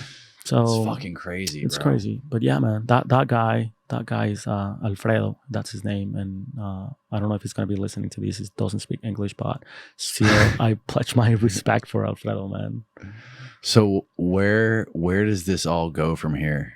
What do you think is on the horizon for this whole fucking war going on right now in Mexico, and with the future of the Sinaloa Cartel, and just the whole balance of power in the cartel world down there?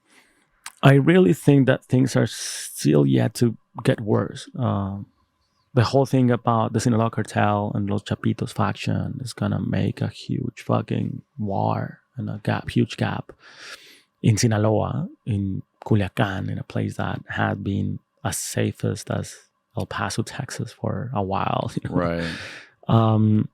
I think we're getting closer to the federal elections, and that's always a turmoil. Always a bunch. That's where I want to stay away from Mexico as far as possible. When every single time elections come. Are there any good options? Are there any good options for like new presidents to take over from Lopez? Not really, man. I mean, the 2, I guess, more popular options. One of them is the foreign minister, Marcelo Ebrard, which I think is a great foreign minister, but I'm not sure if he's the right president. I don't think he has the sensibility that Mexico needs on a president. He has the political knowledge. He has basically that's why he has like the political knowledge and the career long enough to be a president. But to be a president in a place like Mexico, you have to have a lot of sensibility towards your people. And if you have never walked Mexico, the streets of Mexico, the little towns, if you don't know about Jesus Maria, El Álamo, El Salado, right, those little towns where the criminal organizations have earned such a big social basis. If all you have visited is Mexico City, the wealthiest parts of Mexico in Monterrey, and you are a foreign minister that are always in Spain, in Qatar, in Canada, what kind of like sensibility could you have towards your people? Right. And the other one, which could be an interesting outcome, it's a woman. If she gets to be president, she will be the first woman to be president of Mexico. It's called Claudia Sheinbaum. But I think she is too of the same of Andrés Manuel Lopez Obrador, the current president. She's basically a clone of Andrés Manuel. She has strong chances because she's the favorite of the president so far. So she has strong chances, but she's gonna be more of the same stuff, that we're facing now. it's hard to imagine these cartels going anywhere anytime in my lifetime. Even it's just there's so much power and influence there and here. Do you see any possibility of them like setting up shop in the United States? I think they have already since a while back, man. Yeah. Those guys. And this is I think this is like if back in the days, like you were talking earlier in Prohibition, how the Prohibition basically essentially created like the mafia, the New York mafia, and then they eventually tied their way into U.S. politics. Yeah. So I think that this is a thing where we need to untangle what stands as a cartel and what we understand as a cartel in the U.S. It's not what a cartel is. A cartel in Mexico, or for, I guess, for everyone, a cartel is the armed branch of an organization, right? It's not. It's the guys with the bullet proof vests, with the guns. Those guys are a cartel. Right. The rest of that is the drug trafficking organization, and on top of that, it's what I call this criminal insurgencies. Drug trafficking is just one branch of a wide fucking portfolio of a criminal insurgency. Back then in the 70s, 80s, and I think we need to update, like a general population, we need to update those terms because we're still using terms used in the 90s, in the 80s about drug traffickers. Mm-hmm. I guess that's because what we see in mainstream media or in entertainment productions, right? Hollywood and Netflix. But that used to be the main branch back then. Drug trafficking was making money from trafficking drugs, right? Mm-hmm. That's just one branch now of these criminal enterprises. They are banking on extortion, on corruption, on natural resources, like monopolizing water, monopolizing certain goods like alcohol in certain places, cigarettes in certain other places, even tortillas or chicken or avocado are being monopolized in certain regions. And that's where they're getting a lot of money as well. And one branch of all this criminal enterprise or this criminal insurgency, one branch is drug trafficking. That it's not even the most profitable right now for these criminal enterprises. And that branch, drug trafficking, has sicarios, an armed group, that's called a cartel. Right. That cartel could serve the different portfolio actors. If a guy who's in charge of breaking corruption deals with the Mexican government to build hospitals or highways or whatever, if he needs to earn that contract from the government, but there's a lot of people living in that area, a lot of farmers, that have their cattle and their farming places or whatever. This guy will call up one of the cartel guys, the enforcers, to make a lot of fucking violence in that territory. So people will just leave or be killed or sell super cheap their lands because they don't want to have anything to do. The government will step in and say like, yeah, we're helping these guys. And then they will break into a huge fight. And then the Mexican army is the law enforcement for a corrupt government. And the cartel is the law enforcer for a criminal enterprise. And after all the people is out of that town, they're going to make a pact. They're going to be like, yeah, we're going to pacify this territory because we need peace. These people have suffered enough. The government is going to look well because they pacified the territory. And the guy is going to bank on corruption, building new school, new development, new residential houses, super expensive, spiking up the prices of that territory, right? So do you think we'll ever see these like criminal insurgencies in cities in America? Like we traditionally used to see gangs in, we still see gangs in Chicago, but there's like famous, like the Bloods and the Crips in LA and the gangs in New York and like small criminal, like mini insurgencies in these cities in America trying to like start small and like work their way up. I don't think so, man. I think that happened during the 90s, probably early 2000s. You don't hear about it anymore. No, because what happened with the drug trade is as the 2000s started, we started seeing a worldwide gig economy, and that also impacted the drug trade and the criminal enterprises.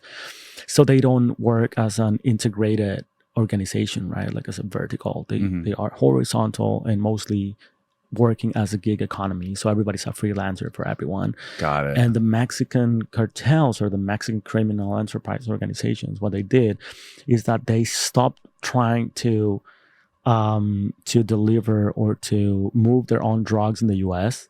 And they just sell huge bulks of drugs to gangs in the U.S., to the Crips, the Bloods, the Mexican Mafia, Los Aztecas, whoever. The guys that were who were the guys that were in Chicago? The guys who were part of like getting El Chapo arrested. Yes. I forgot their name. Yeah, the two they're brothers, right? Yes, the Flores brothers. Flores brothers. Yes. So guys like them that are part of a gang, are buying in bulk from Mexican organizations. So if you have 10 tons of cocaine, you're not gonna distribute them on your own. You're just gonna move them to Tijuana and then have a buyer on the other side, usually a bikers club or a gang. And they're gonna pay you in full, in cash, for the whole fucking bulk, and that there's gonna be their travel or their business to distribute that. And that's out where to it the US. stops. And that's where Mexico stops. That's where the Mexican cartels or criminal organizations stop. They're like, okay, so that's yours. I'm back. They have no interest in having like Distribution. more distribution than the U.S. Trying to make more off of it. They try I feel to. like it'd be better because like you got these fucking people in the U.S. cutting shit with fentanyl and trying to mix shit, and people. That's why the drugs. The drugs in the streets started changing so much because it's a huge market in the U.S. right now. It's and it's a U.S. based market and a U.S. based operation. It's not operated by Mexican organizations anymore. Yeah, and that if it stayed Mexican all the way into the U.S., we could trust it. Yes, man. I mean, it will be the same fucking dealer, right? Right. It's too many hands already in that drug. So if you trace what's on every single drug you get in the streets, you get a lot of different shit that they caught their shit with. It's changing the whole game in the street selling. I don't remember if it was you who told me this or somebody else that told me, but there was like some sort of like very strict policy the cartels had that none of the cocaine was cut with fentanyl. They wanted to make sure that there was absolutely zero fentanyl in any of the cocaine that they were shipping out, and they were somehow like testing it. Yeah, exactly. Is that real? Yes. That's what the Sinaloa Cartel is putting out. Like fentanyl is for export, and you can't use fentanyl in Mexico. There's a couple of guys that have been using, and most of them they get what they call the tablazo. Just they get spanked in the ass with this massive, like sort of like the cricket thing you use. No way.